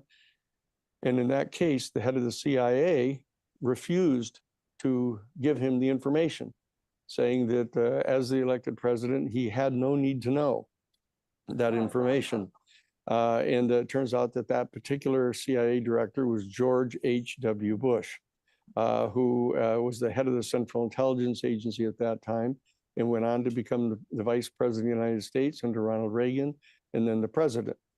And throughout that period, I was involved because I was contacted by the Library of Congress, the Congressional Research Service, at the request of President Carter to undertake with them a major study of all the documentation that existed inside the government about the UFO phenomenon and about the extraterrestrial intelligence, to be able to provide this information to the new president, President Carter. And it was in that context that I was given access to the classified portion of Project Blue Book, which was a top secret investigation conducted by the United States Air Force into the UFO phenomenon, which was later transformed into basically a major cover-up, where they basically told the whole world, once they discovered that there was such an investigation, that there was no there, that there was no indication of any kind that that UFOs were real, that the overwhelming majority of these were just mistaken natural phenomenon of one sort or another. And they lied consciously about the program. And it became clear for those of us who were given access to the classified portion of Project Blue Book that they'd been consciously lying, not only to the American public, but to the Congress of the United States, that there was in fact a clandestine operation going on inside the new Central Intelligence Agency and the Defense Department, military services, to actually explore and try to get possession of one or more UFOs. And that we discovered in the classified documents eventually that the events that took place in 1947 at Roswell, New Mexico, turns out to have been true, that this was actually a crashed UFO vehicle that had been recovered by our United States government, and a complete fabrication had been generated by the Defense Department and the CIA to lie to everyone, to pretend that this was a weather balloon that had crashed, and that the people that were at the only nuclear bomb center in the whole world, that had been the center for the Enola Gay, where they launched the Enola Gay that detonated the bombs over Hiroshima and Nagasaki in in August of 1945. This was their military base. And it turns out that a UFO had crashed in the immediate vicinity of that and had been recovered. They immediately shipped the wreckage to Wright Field in Ohio and began a secret program trying to back engineer the technology so they could actually develop a whole new generation of weapons using this technology. We began to uncover this over time. I ended up later being contacted by Dr. John Mack, that many of you may know.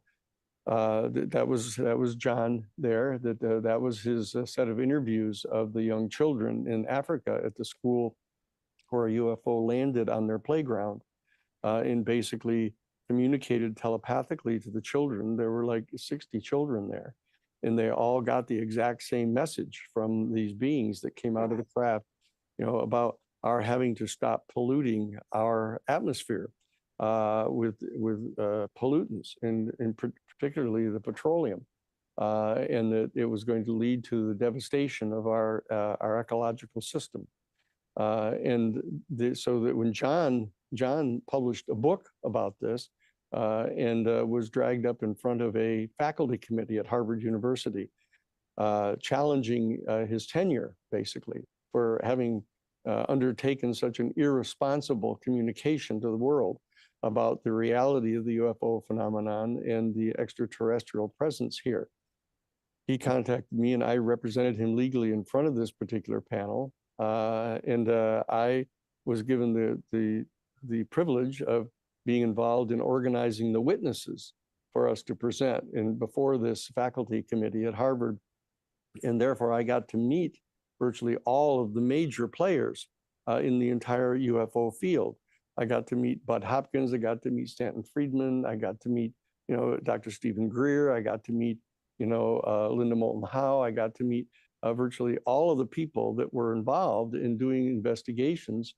And that's how I began to become deeply involved in this whole program.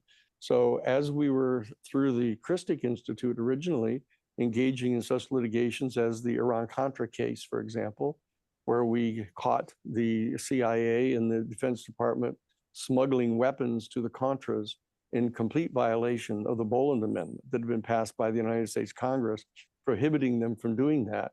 That we're the ones that did the major investigation of them. We brought criminal charges against them under the Federal Criminal Racketeering Act. We brought the civil case down in Florida that ended up generating the appointment of the special prosecutor, Lawrence Walsh, and the major hearings in front of the Congress. So this has been our history down through the years in doing these kind of investigations to uncover these secrets. What I was asked to do at the Conscious Living Expo was to lay out kind of a several part presentation on this issue to try to bring people up to date, some of the people that were more familiar with some of these details, but many other people who are not, that are just hearing about sort of at a distance what's going on in Washington, that all of a sudden there's this whole spate of hearings going on and articles appearing in newspapers and stuff, and a lot of podcasts now interviewing people that are deep within the national security state, revealing this information. And so what I had done, what I want to do just briefly here this evening, primarily for the advantage of the people that are on the streaming, live streaming and the Zooms here now, give a bunch of information, and the people here can ask questions about it so that people can see what the normal kind of questions are that people would want to know about in light of the information. So what I want to do is I want to cover first, dealing with, what is the secret about the UFO phenomenon and this extraterrestrial civilization that is represented by these UFOs. And secondly, what are the steps that have been taken by our United States government in response to this reality? Why has there, after 80 years of lying and suppressing this information, why has there been this kind of sudden event taking place now coming forward and starting to talk about this after all these years, and what is the present status of this process, to be able to update everybody on what's going on in Washington and around the country on this right now, and what the likely outcome is going to be of this process, this so-called controlled disclosure process that is going on now, and what might be the ultimate impact of the revelation of the reality of the UFO phenomenon. Okay, so what I want to do, just to start out, to point out that because of the unique nature of our institute, which is now the Romero Institute, that is the base for this New Paradigm Institute project that we have, that we have been engaged in these types of investigations, always pursuant to the objective of filings in federal court, in doing depositions and presenting witnesses to juries, in winning major civil judgments, et cetera, to be able to effectuate a given objective in public policy.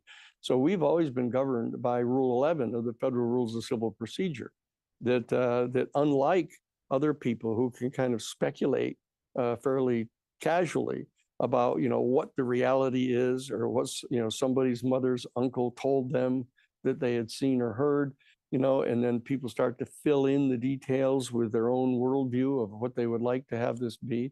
What we're constrained by Rule 11 of the Federal Rules of Civil Procedure to confine the representations that we are making publicly, if we intend to file them in any kind of a litigation, to confine ourselves to the facts that we have come to a good faith belief are true, and that we hold a good faith belief that, given access to the civil discovery processes that are available in civil litigation, that we will be able to present court admissible evidence to sustain every essential element of every one of the claims that we make. And so this is a different standard than a lot of the other organizations and groups that come together and speculate about what's really happening here. And so that we are presenting a kind of a standard of reliability that we hope would help stabilize the community in response to all the data. And so that what we have come to believe as of this point is number one, that the UFO phenomenon is real, that this is not just a mistaken natural phenomena. That's not just, searchlights reflecting off clouds. It's not, flocks of birds that have been misidentified, and it's certainly not swamp gas, as some of them have asserted in the past. These are real. These are actual vehicles they're traveling in these extraordinary ways, where they come down from 80,000 feet, which is technically outer space. They come down all the way to the surface of our ocean in 0.7 of 1 second, which is going at over 40,000 miles an hour inside our atmosphere, with no friction, and they stop dead on a dime right at the sea level, generating probably 6,000 Gs of force that would turn any living being inside a normal vehicle into mush at that rate. But then they just go underwater with no splash of any kind, and they go underwater and proceed at over 200 miles an hour under the water.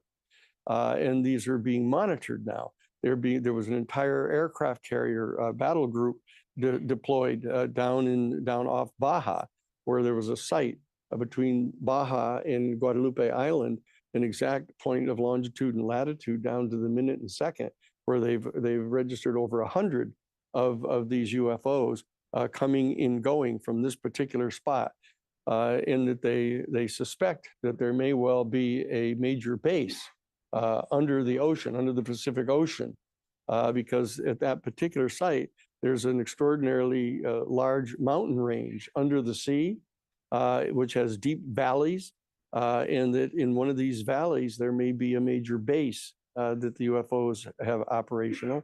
And it's way deeper than any of our submarines can go, and deeper than any of the kind of underwater vehicles can go to try to track. Now, so this reality of the phenomenon is the first of all important things to come to understand, that these are real. These are not imaginary. People who believe that they've seen UFOs functioning like this, going 40,000 miles an hour inside our atmosphere and turning on a direct 90-degree angle, coming out of a turn like that at that kind of speed. That these are real, and the fact is that they are being piloted by a non-human species that is here, and that we have in fact recovered one or more, actually 9 of these vehicles at least. We have them in our possession. They have been able to start looking at the technology of these craft. They've recovered bodies from these craft that they've now tested, and through DNA have shown that they are non-human beings. There are some 6 of these particular species that they have identified.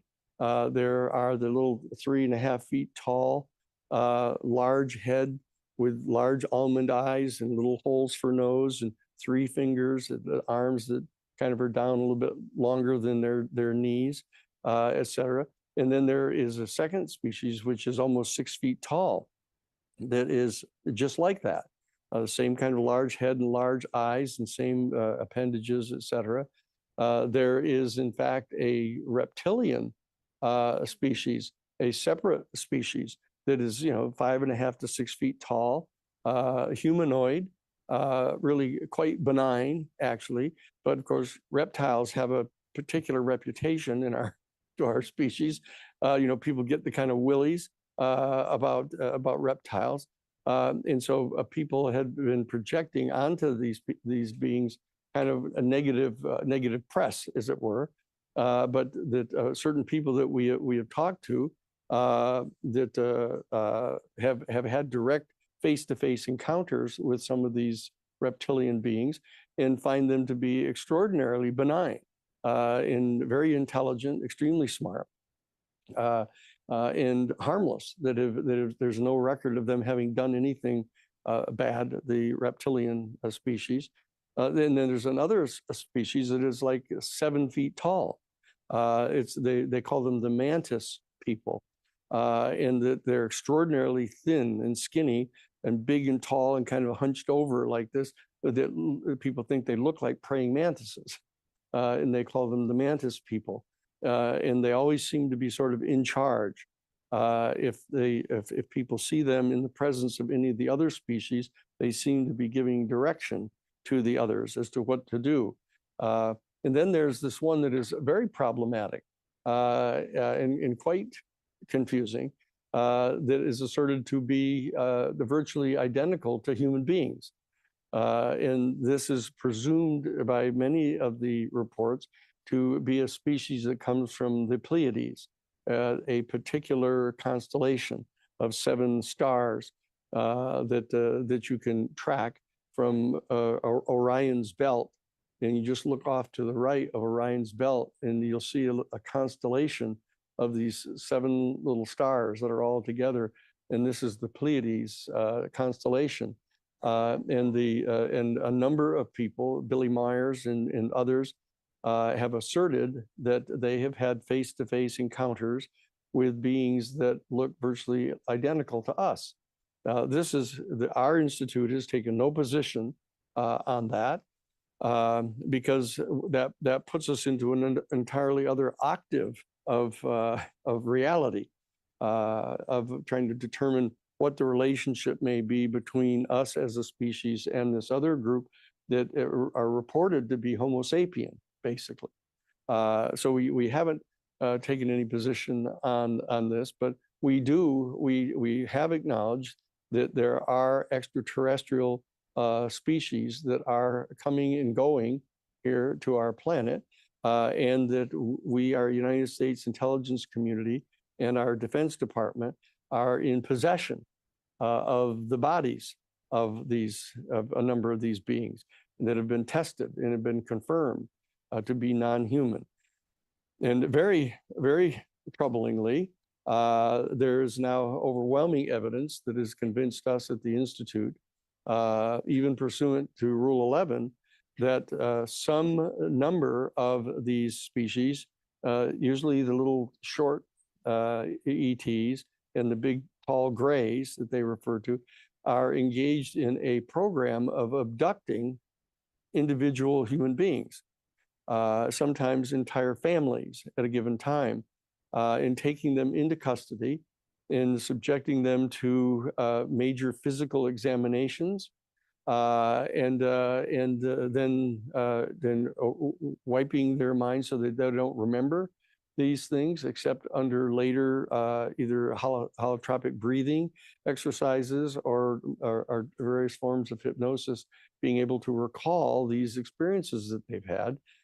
But additionally, there are a series of very credible reports that female human beings, some female human beings, have been subjected to abduction, and the involuntary, though unconscious at the time, removal of female egg cells, and that these egg cells, female egg cells, have been gene spliced together with the genetic material from one of these species, and then reimplanted in the womb of the women, and so that the women then find themselves to be pregnant, even though they've had no relations with the man for ages, and they find themselves to be pregnant, and they confirm that. They go to the doctors and are confirmed that they're pregnant, and they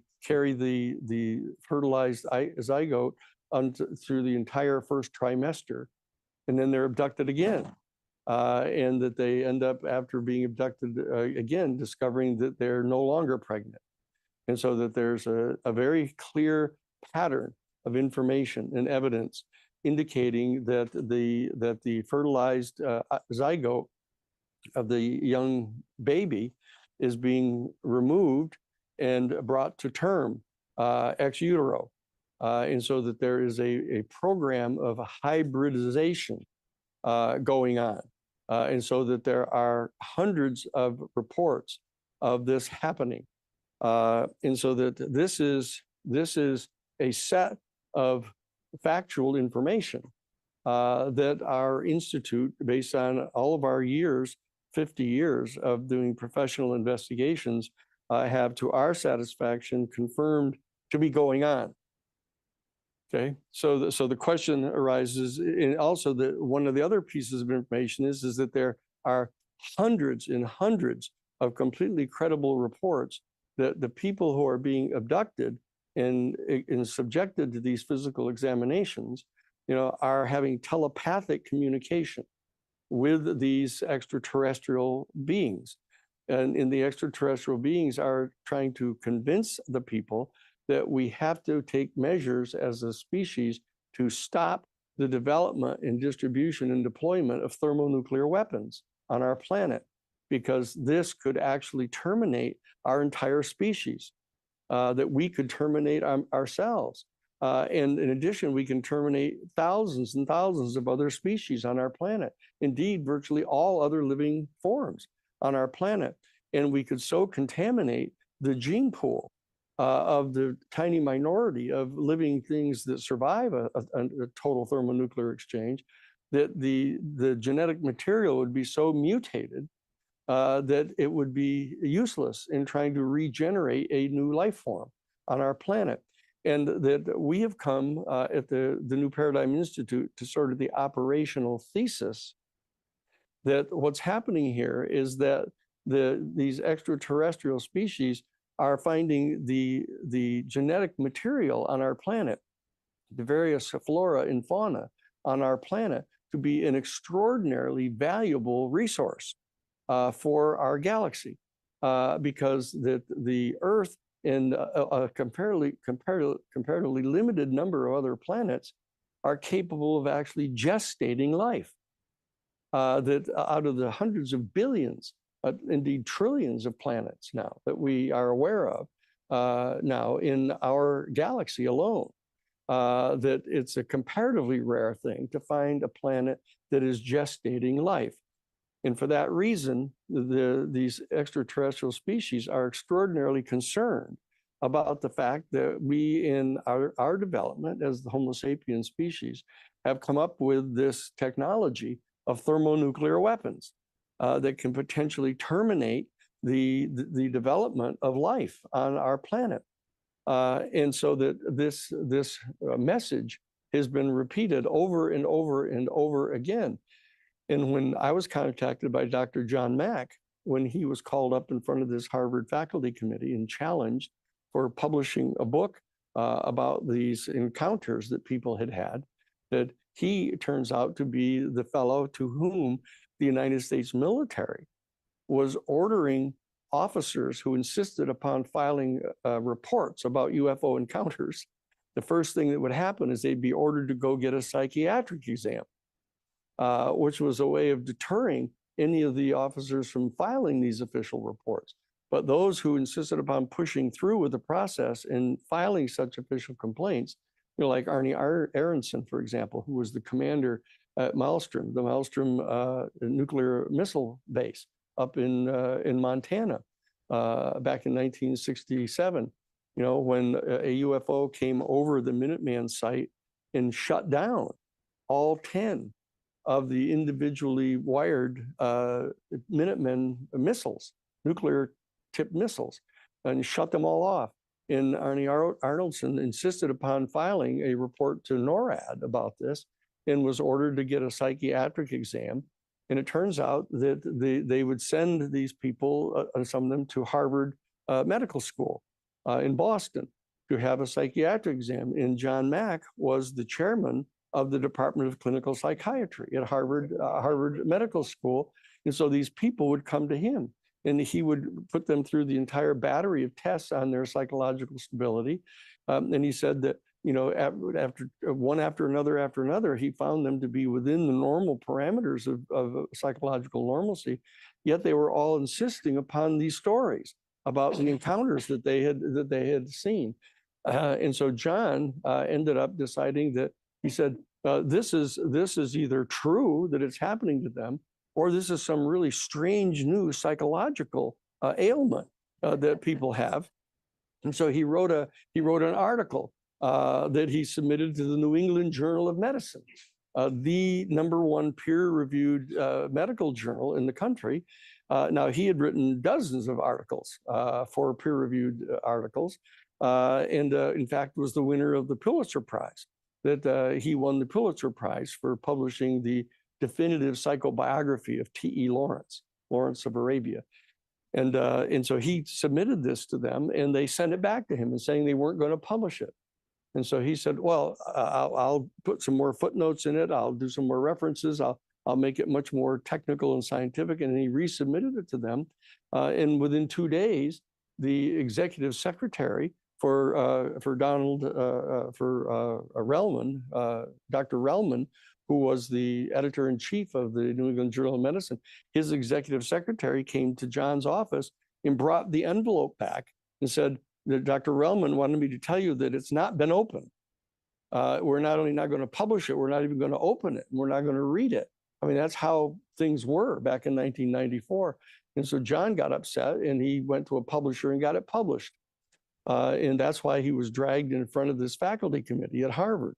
And then he called me and asked me to legally represent him in front of the committee. And that's how I ended up having the privilege, as I pointed out earlier, of getting to go and interview all of these different people.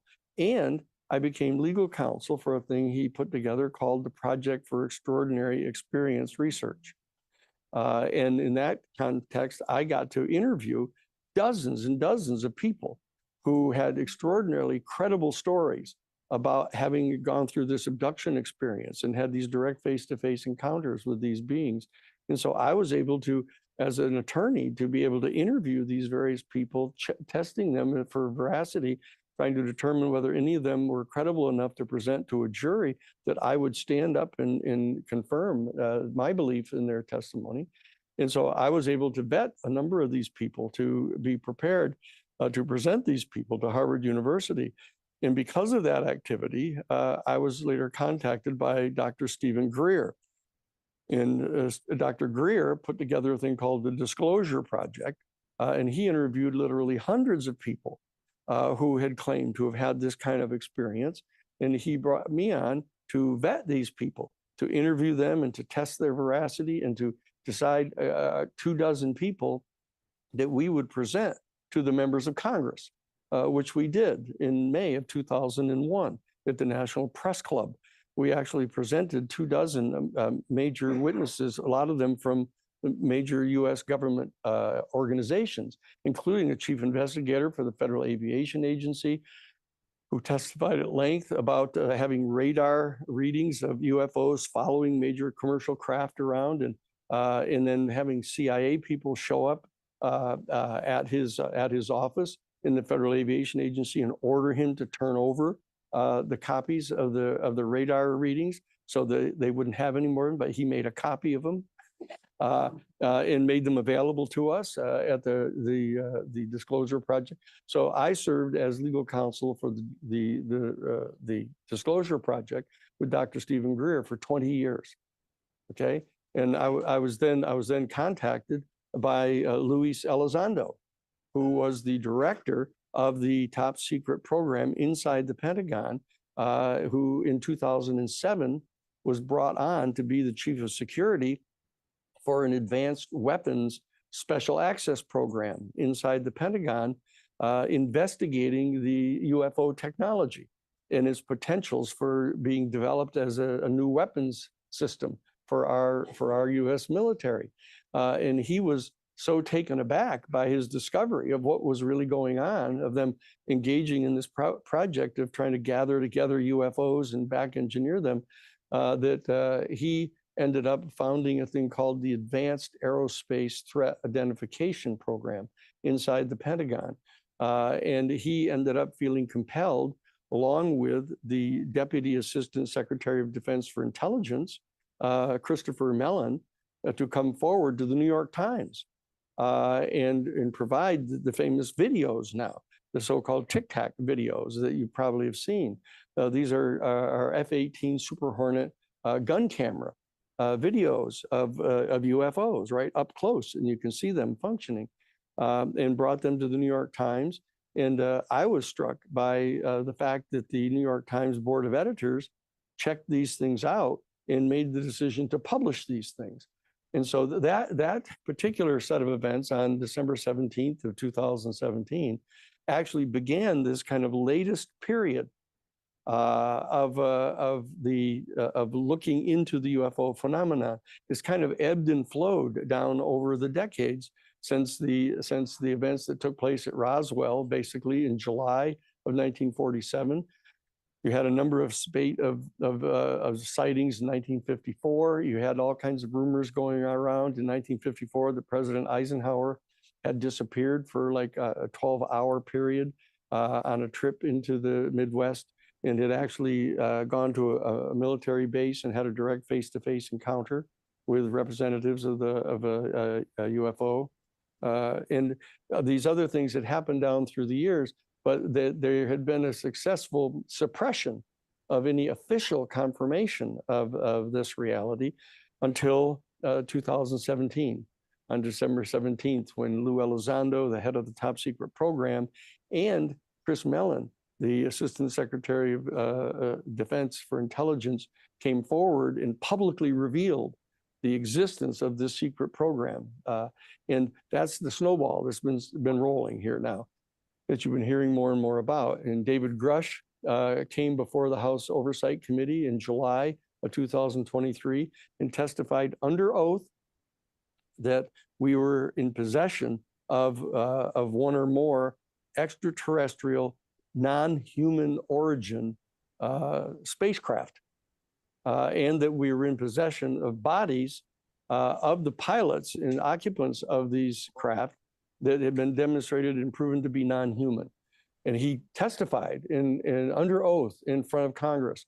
And very importantly, we realized that he had been authorized by the Defense Department to admit that. And so this was an extraordinarily important step here that's been taken, that the United States Defense Department Office of Pre-Publication Security Review had actually authorized him to testify publicly, to reveal to the world that we were in possession of non-human origin extraterrestrial spacecraft and bodies of the occupants that were non-human. So that moment, July 16th of 2023, was an extraordinarily important moment in our history, because the very next day, on the 17th of July of 2023, the United States Senate Intelligence Committee unanimously passed a 64-page bill called the UFO Controlled Disclosure Act, in which they passed into law out of the Senate side the mandate that the President of the United States appoint a 9-person panel to review every single document that existed inside our United States government pertaining to UFOs and the extraterrestrial intelligence. And that bill ordered all 6 of our United States military services, all 18 of our United States intelligence agencies, and all 32 of our United States Defense Department agencies, and all of the private aerospace corporations that may have been put into possession of any of these materials to try to examine them on behalf of the United States government. They were ordered to gather all of that information together and turn it over to the United States National Archives. Now that was an extraordinarily important moment that happened in 2023, and it went over to the House side, and it turns out that the person who was the chairman of the House Intelligence Committee, a fellow named Michael Turner, from the 10th Congressional District in Ohio, which turned out to be the home base for the Wright-Patterson Air Force Base, which is where the craft was taken from Roswell and put there. And that's where it was one of the centers from which they've been trying to back engineer this stuff. And so he ended up being sent basically by the Aerospace Corporation to keep this secret. And he stuck his thumb in this thing to stop the bill from getting passed. But we passed 23 pages of it, of the 64, and we got an order commanding all of those agencies to gather together all the information about UFOs and the ET experience, everything that they've ever come into possession of since January 1st of 1945. And so that's the present state of the law. That was passed. That 23 pages of the 64-page bill have been passed, and they are now under orders to gather all of this together and stand by to turn it over to the National Archives as of October of this year. Okay? So the reason that I wanted to come and talk with you tonight, and to the other folks that are listening here, is to know that that's happening right now. That these military services and intelligence agencies and Defense Department agencies are under active orders from the United States Congress at the present moment to turn over this information to the National Archives this coming October. Okay, and so that you ought to mark that in your calendar because they're going to fight back and resist this. And what we have to do is we have to mobilize our people around the country to write to their individual members of the House of Representatives and write to their United States senators and demand that they do this. And very importantly, the Senate has now agreed, Michael Rounds, the Republican senator from South Dakota, and Chuck Schumer, the former majority leader of the United States Senate from New York, they have agreed to co-sponsor and repass the 64-page bill, which in addition to those other things that has now already been accomplished, is to mandate that the president appoint this 9-person board and that the board review all of that documentation and everything that we have in our possession, and that they publicly release everything that's 25 years old or more, which means all the way back to Roswell, back in 1947, go all the way back to the most famous instance, Betty and Barney Hill, in 1961. All of these major events that have taken place in the past, that the United States Senate, now led by the Republican Party, are going to insist that that be done. Okay, so that all of these dynamics are going on right now, and that we wanted to come out and share with you the fact that this process is actually underway right now, and that most people don't know anything about it. A handful of us even here have been following some of it, and you're familiar with some of it, but the House Oversight Committee has now officially set up a task force of 11 members of the Oversight Committee in the House of Representatives to constitute a task force on the declassification of all of the secret information about UFOs.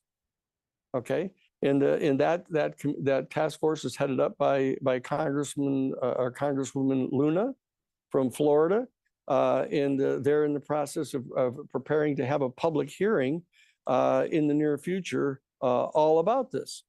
And so the question that we wanted to raise here is, what is the reason why they're fighting back so hard? Why are they concealing this information? And what are we going to do to get them to reveal it? And what are the implications going to be when this information is revealed? And that's what I wanted to talk about here in sort of the first portion of our gathering here this evening, and then I can answer a lot of questions about it. But the bottom line is that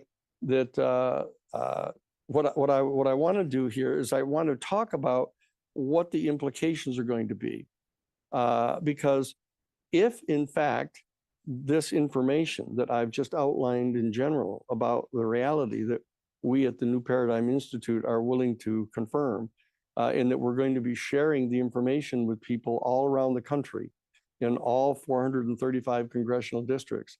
Our New Paradigm Institute has a project that is called Citizens for Disclosure. We're going to be asking you this evening to sign up, and all the people that are listening in the live streaming and the Zooms that are listening to go to this little dealie, whatever the QR code they call them now, and you can sign up. It'll take you right straight to the website of the New Paradigm Institute, and you can sign up to become a member of Citizens for Disclosure.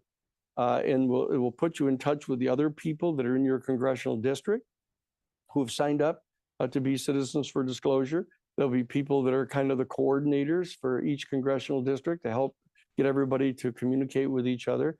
And we'll be sending you information, every week, a packet of information about updating you on where the developments are and answering questions that people have about the substance of what is the evidence to support each of these major postulates that we've set forth.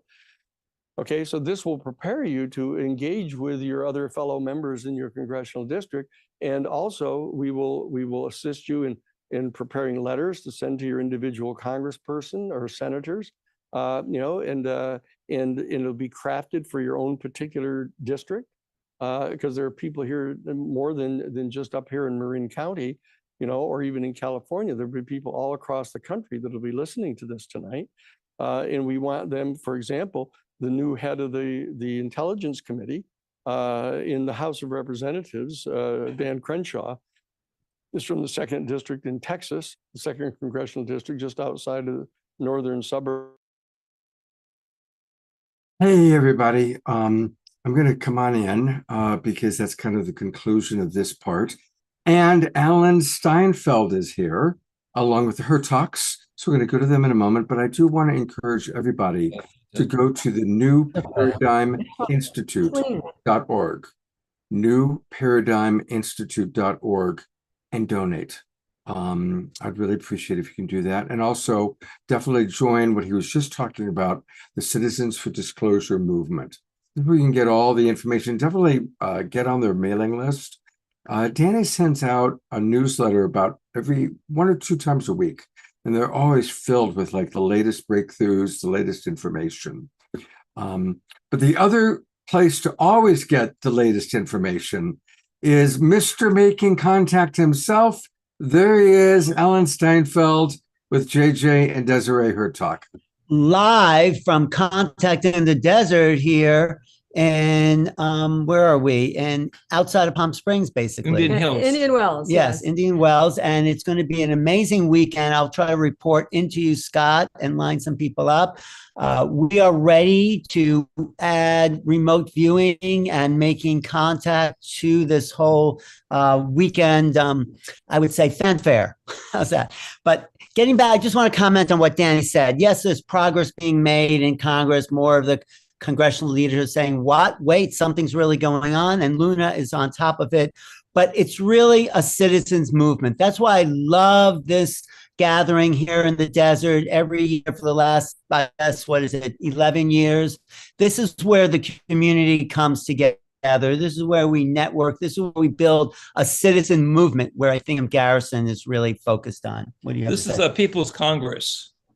Each of us is a citizen diplomat with the rights and privileges of those in Congress to bring forth their information, to build what I will call a sociology of experience, without which we're just talking philosophical notions. So the whole idea of remote viewing, remote sensing, and what I will call the paraphysical dimensions that have been overlooked for more than some 50 years, we illustrate as important milestones and showing the missing part of the information download. Right. And Alan mentioned Representative Luna. She's from the area of Clearwater, Florida.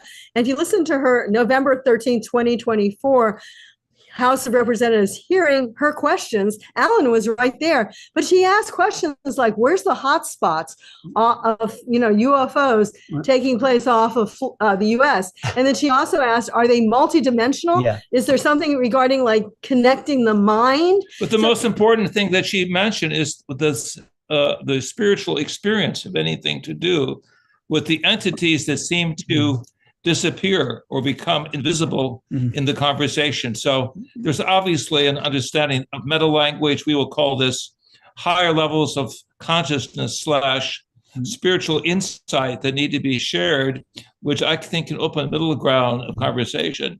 Which is one of the trends this Contact in the Desert is gearing itself towards, the idea of consciousness. There's actually a psionics panel.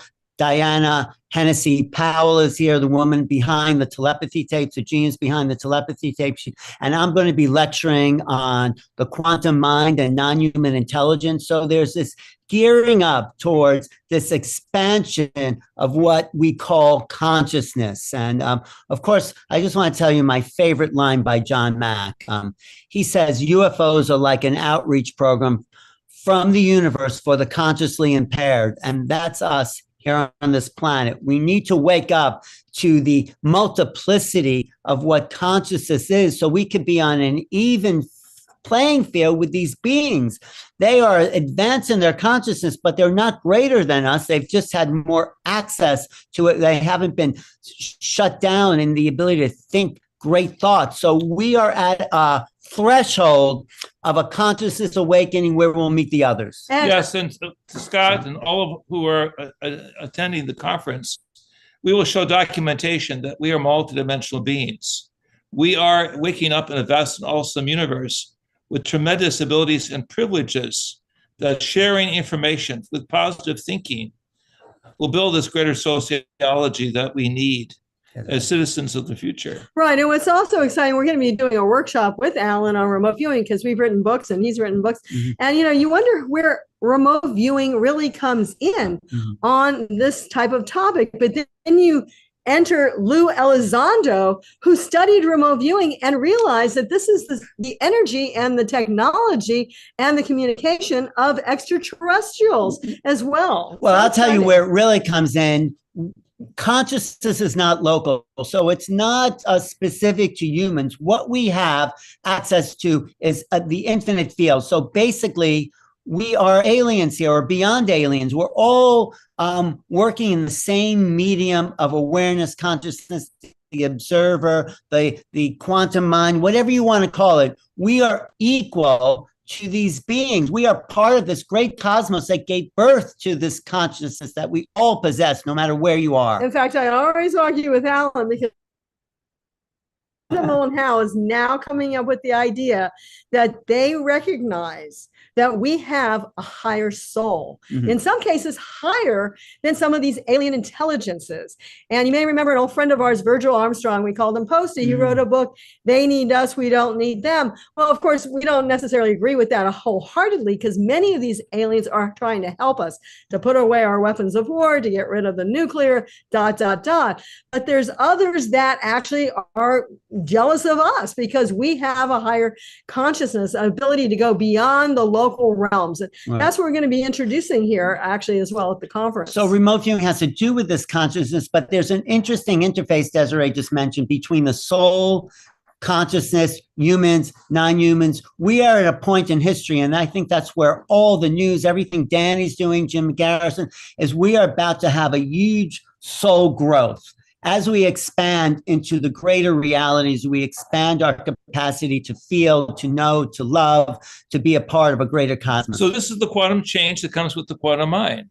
Right. This is the putting on of what I call a spiritual horizon, a new ontology of being, a new understanding of how the human heart works, regardless of culture, regardless of tradition. We are subjects of a whole new change that is coming. So it's very exciting times. I'm really happy we're here at Contact in the Desert to meet people like Ross Coulthard, really one of the leading journalists in the field. Who else is going to be there? Well, Richard Dolan, Linda Moulton Howe, all the regular. I've got a question. I've got a question for the Hertogs. This is from Ayada, who's in our audience. And she had come across some of their writings, and I'll just read her question. She says, I have been going through the publications from JJ and Desiree, which I got at Tangila's Soul Search Fair. Because they've written so extensively about the future of humanity and our evolution, it occurred to me that they probably have valuable insights as to how we can respond to these chaotic and disturbing times that we're living through, particularly in view of the alarming behavior of the current administration and the incredible polarization between people. So, JJ, Desiree, what do you have to say to that? I'll start. And, the thing is, we're still optimistic. And the reason being is because there is a higher energy. Not only we consider it a divine energy, but there's also even extraterrestrials that are positively trying to help us, maybe even giving us information. I believe we can solve. We even have the technology, or at least the information for the technology, to solve every problem we have on this planet. We just have to be the ones to implement it. Humanity has to be nourished by positive thinking, positive thoughts, what we call the combination of light, love, and compassion. And really, this is the bottom line in our engagement with the cosmic others, that as we bring forth the greater powers of the mind to overcome frustration, separation, isolation, begin to work with the collective consciousness that the great master teachers down through the ages have talked about, and even Carl Gustav Jung, the great Swiss psychologist, illustrated. I believe this is an important and a wise step that we must take in terms of the upper spiral, because there's so much propaganda of the lower spiral. We have to make a decision, no matter what the situation is, to be positive at all times. Now, with that said, when I was driving here, I was looking at my cell phone, obviously, and there was an X-class flare that went out yesterday. And then there's been a few in the past week or so, as many people know. Now, what does that really mean? Well, we do feel that it is influencing, because that was part of that question. It is influencing the minds of people. Who are we really? This is what we're going to be talking about. We're consciousness beings first and foremost, but we're also influenced by magnetic fields and electric fields. And these magnetic fields are causing chaos to some people who are not aligned to a higher vibration. It's opening the cosmos. It's literally portal to ascension for some of us, but for others, it's just causing chaos. And I think that's why we're getting some of this chaos that the person was writing about. But we can get beyond that. Yes, the keys of Enoch states, and this is already 50 years ago, that our electromagnetic density will be changing with solar activity, and people who are negative will be brought into violence, and those who are positive will be brought into a Christ-like energy. So we must choose to go with the upper spiral rather than the downward spiral. Right, It would be not very to- difficult, but we have that fantastic ability to work together and to sublimate. Right. So not to get political, but whatever is happening, we have to look at as for us. This chaos, this breaking up of different organizations. Maybe there's a bigger plan. I'm not saying it's necessarily looks good or bad, but what if the universe is for us and it's manifesting this way so we can go to the next level? But I'll tell you what's really sad, Alan, and I was talking with some people last night about this.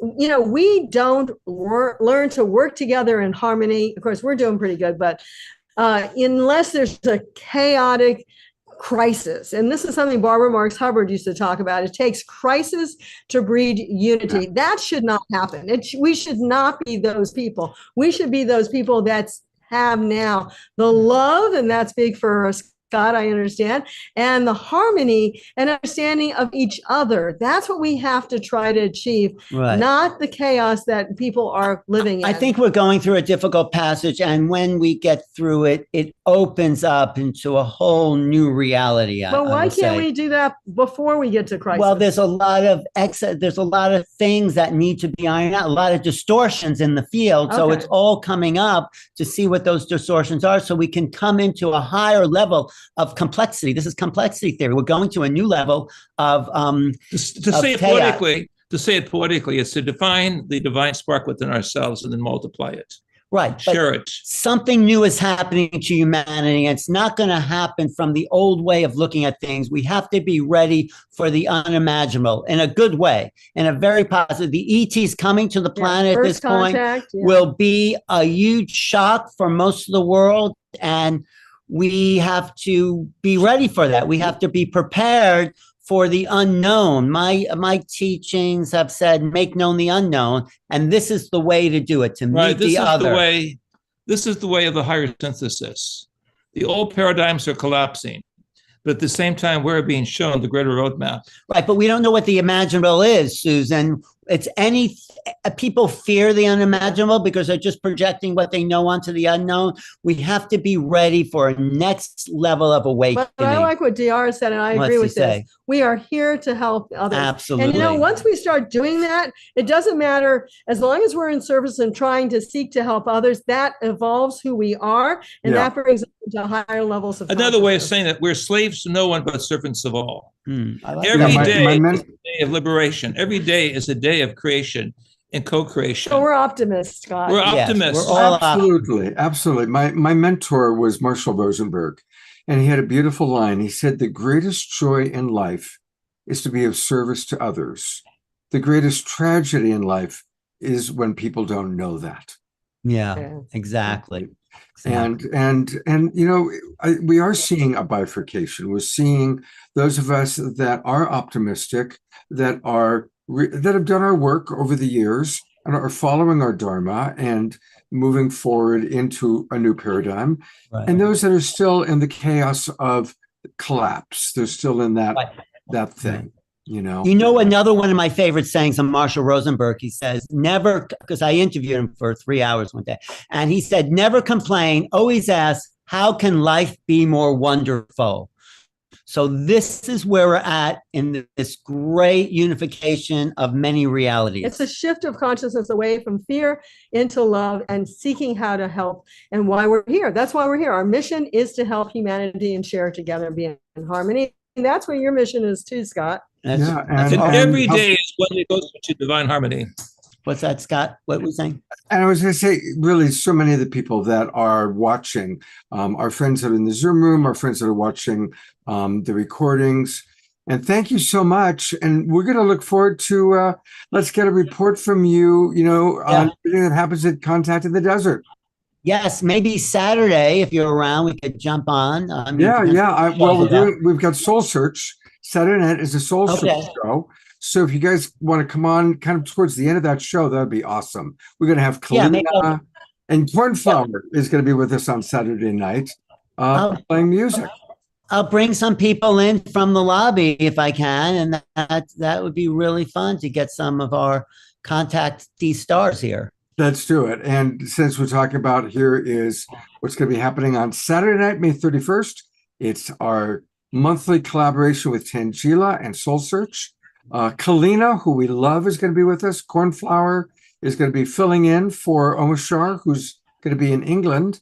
Also have music with Stephen Line and other psychics and healers, Victoria Shaw, Francis Soriotto, Suzanne Wilson, who's very, very good, and Dr. Yaffe Yer.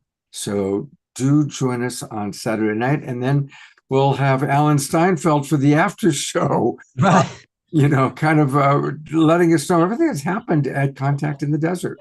Well, if anyone's in Southern California, it's 2 hours from LA, 2 hours from San Are Diego. there still tickets available? There's still tickets And there's available. single Yes. day tickets, and Alan and us are doing our workshop on Saturday. We got a lot of stuff going on. Actually, I'm Saturday. talking about the quantum mind and non-human intelligence on Saturday at 12:30. Or Sunday. No, but then we're doing a lecture later on Saturday. Yeah, and we All have right, so for our Southern California friends, and we did promote this last week, but thank you. It's contactinthedesert.com. Contactinthedesert.com. And it is amazing all the people that are going to be there. Diane Hennessy Powell is the one who created the telepathic understanding about autistic kids. She is. She's the telepathy tapes person. Yes, she is. Tapes, She is that person. And one day tickets are available again. So yeah, we'd love to see people here. There's some vendors here. There's great speakers. Whitley Strieber, our good friend. we got all our books here. Alan's books. Yes, our yes, books. yes. And I think. Oh, now I'm envious that I'm not there. I should. Hey, We should have. Yeah, we miss Thought you, you were Scott. gonna be here. All right. Scott, can I mention here too that the Renaissance Hotel had completely sold out of rooms at one point. So I found a Signature Inn over in Indio, 15 minutes away. Was a really good rate and a cool inn. And who's talking? I'm trying to find you to put you on camera. Trisha, yeah, here, Trisha. Oh, okay. Thank you, Trisha. Yeah. Say that again for people. Well, the Signature Inn had some room available when the Renaissance was sold out about 3-4 weeks ago. Maybe some people let go of their rooms and the Renaissance opened up, but it is about $1,100 for a room at the Renaissance. That's one or two people. So something to think about. Yeah, there's plenty of other motels and hotels around for the local people that just have a car. And parking is easy once you get here. I love your energetic sign language, Desiree. I'm so happy you're part of the Global Peace Drive, right, Scott? She has become, she's been here ever since you introduced her. She's been at every show.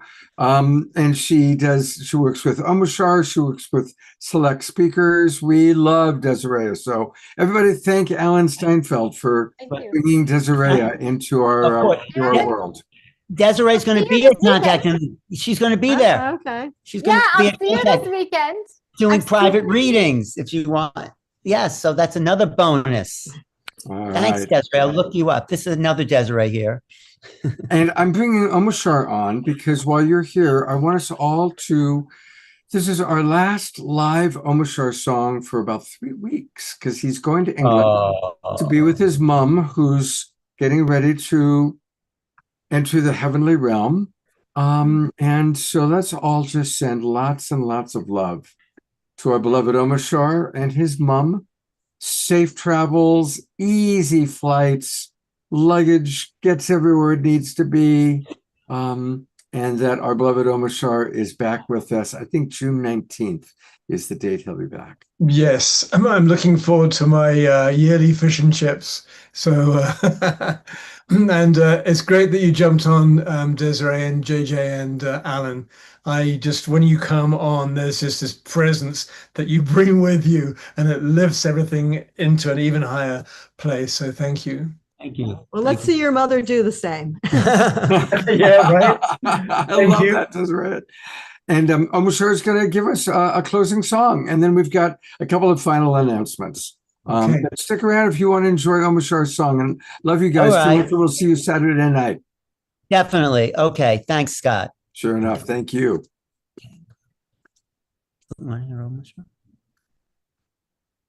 Can you turn on?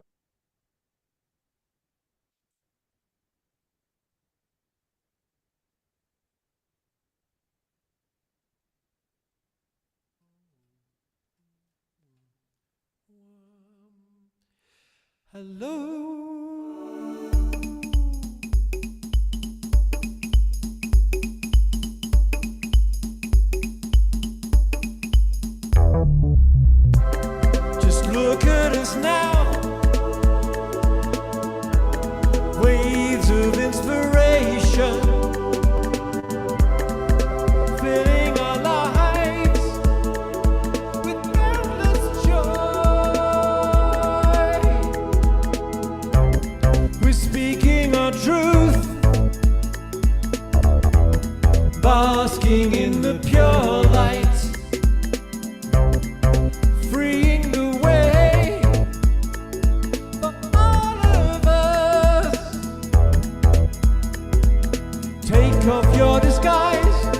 Show your starry eyes, open up your heart, be with me.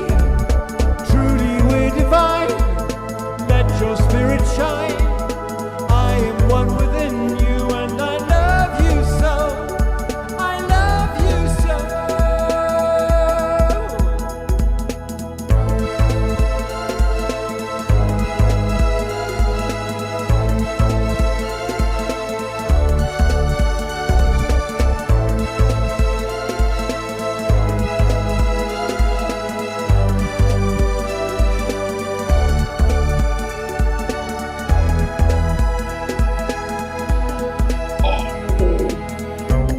We're here on the new road, where air is so much clearer, creating a world of ecstasy. Surrounding us is true love, filling empty spaces. Rejoice in the word unity. Take off your disguise, show your starry eyes, open up your heart, be with me. Truly we're divine, let your spirit shine. I am one within you and I love you so. I love you so. Take off your disguise, show your starry eyes, open up your heart, dance with me. Truly we're divine, let your spirit shine. I am within you and I love you so. I love you so. Take off your disguise, show your starry eyes, open up your heart, be with me. Truly we're divine, let your spirit shine. I am one within you and I love you so. I love you so. La-la, dum-ba-da-dum-ba-da, dum-dum-dum-ba-dum-bum, dum-dum-dum-ba-da-da-da-da-da.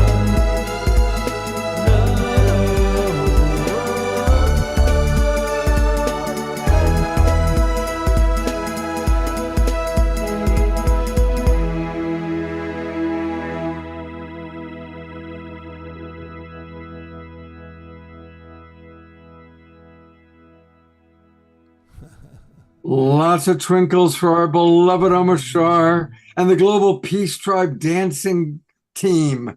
All of you. Such a interesting night for all of us. I am, Yeah. I'm sorry about the bummer part of Jim's talk. I did feel that there's some important things for us to be aware of, but then we got to get more into the excitement about what's happening with our galactic family, and then the Hertogs, and then beautiful Omashar music, Desiree and Diara's beautiful channelings and meditations that lifted the spirits. Desiree, I love that dress you're wearing, by the way. I know, isn't it cool? And oh my God, Thank such you. a goddess. You're like, it's like the goddess has descended into the Global Peace Tribe Zoom room here. And Scott, even though there was some perhaps some heaviness around Jim's transmission, there was also a lot of people basically saying it's almost holy to face the truth. Yeah. And from that perspective, it was received. So yeah, I just thought I'd throw that in there. You know, here's my suggestion, everybody. Sing more, dance more, laugh more, and have empathy for the people that are suffering, and be in the awareness of that part of reality. Don't buy into it in terms of going down. Lift up the vibe. So we keep raising our vibration through song, music, dance, eating well, communion. And we also have empathy for those that are suffering. I think that's the balance point that at least I'm striving to achieve. And I hope that that resonates for you guys. We've got two more things to do that are very special. One of our most favorite global peace drivers is having a birthday. Roger, where's Bonnie? You got to unmute, pal.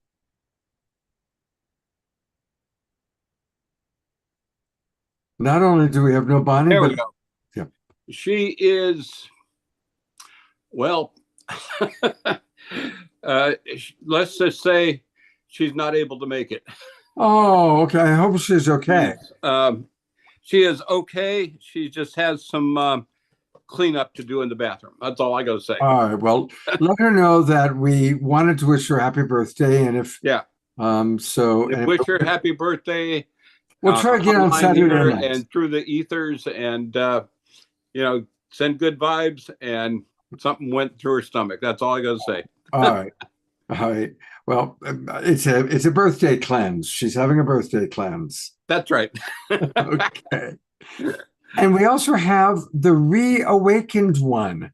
The human being formerly known as Andrew is now the reawakened Andrew, and he has a short transmission for us from the Elohim. And Andrew, a reawakened Andrew, you are on camera.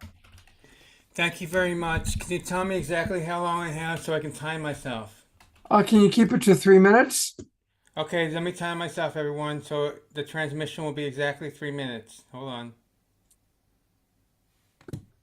I'm going to bring on Desiree to add her beautiful.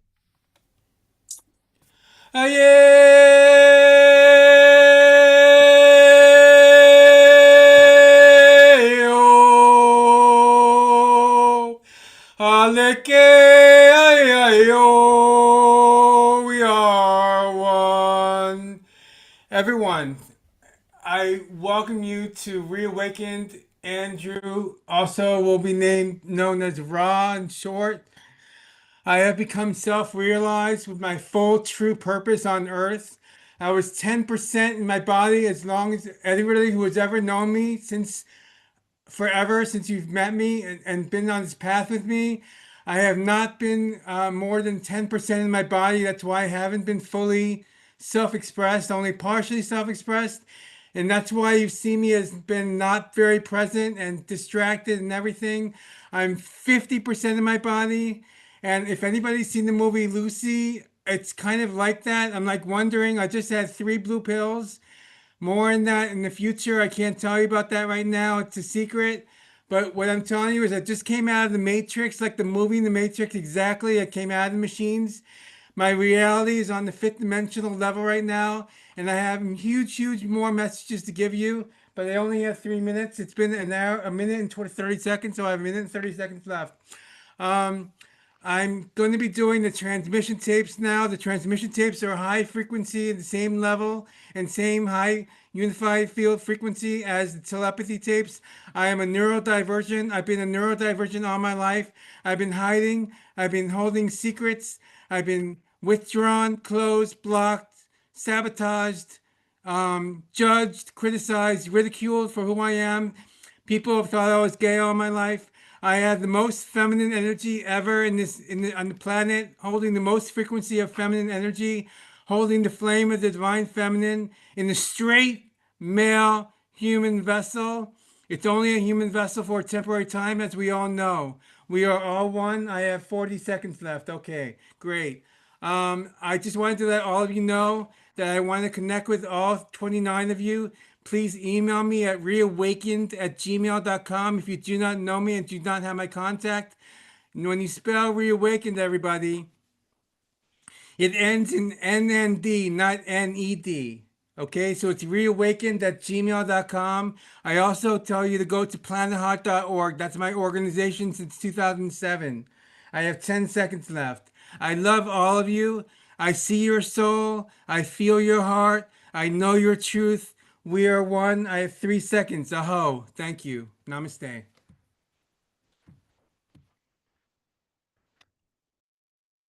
Welcome to the new you, and we're very grateful for your presence in our awakening world. Oh, just one more thing. This came from the Elohim, and directly from Barbara Marks Hubbard. And all of the transmissions I gave you today in chat, please, everyone who can on their computers, say the chat.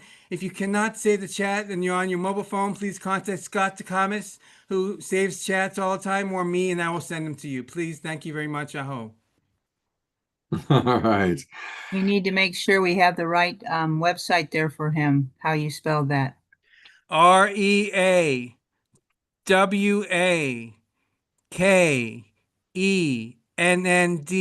reawakened at gmail.com. PlanetHeart.org is my website since 2007. Birthed Planet Heart in 2007 from God, Creator, all that is, the energy of love. Aho, thank you. Namaste. All right. Well, thank you, everybody. It's been kind of an interesting evening. Can you imagine what it was like for me at 5:55 when my internet went out? Thank God for Omashar once again saving the day. So I want to thank him. And Diara is going to be my co-pilot for the next few weeks.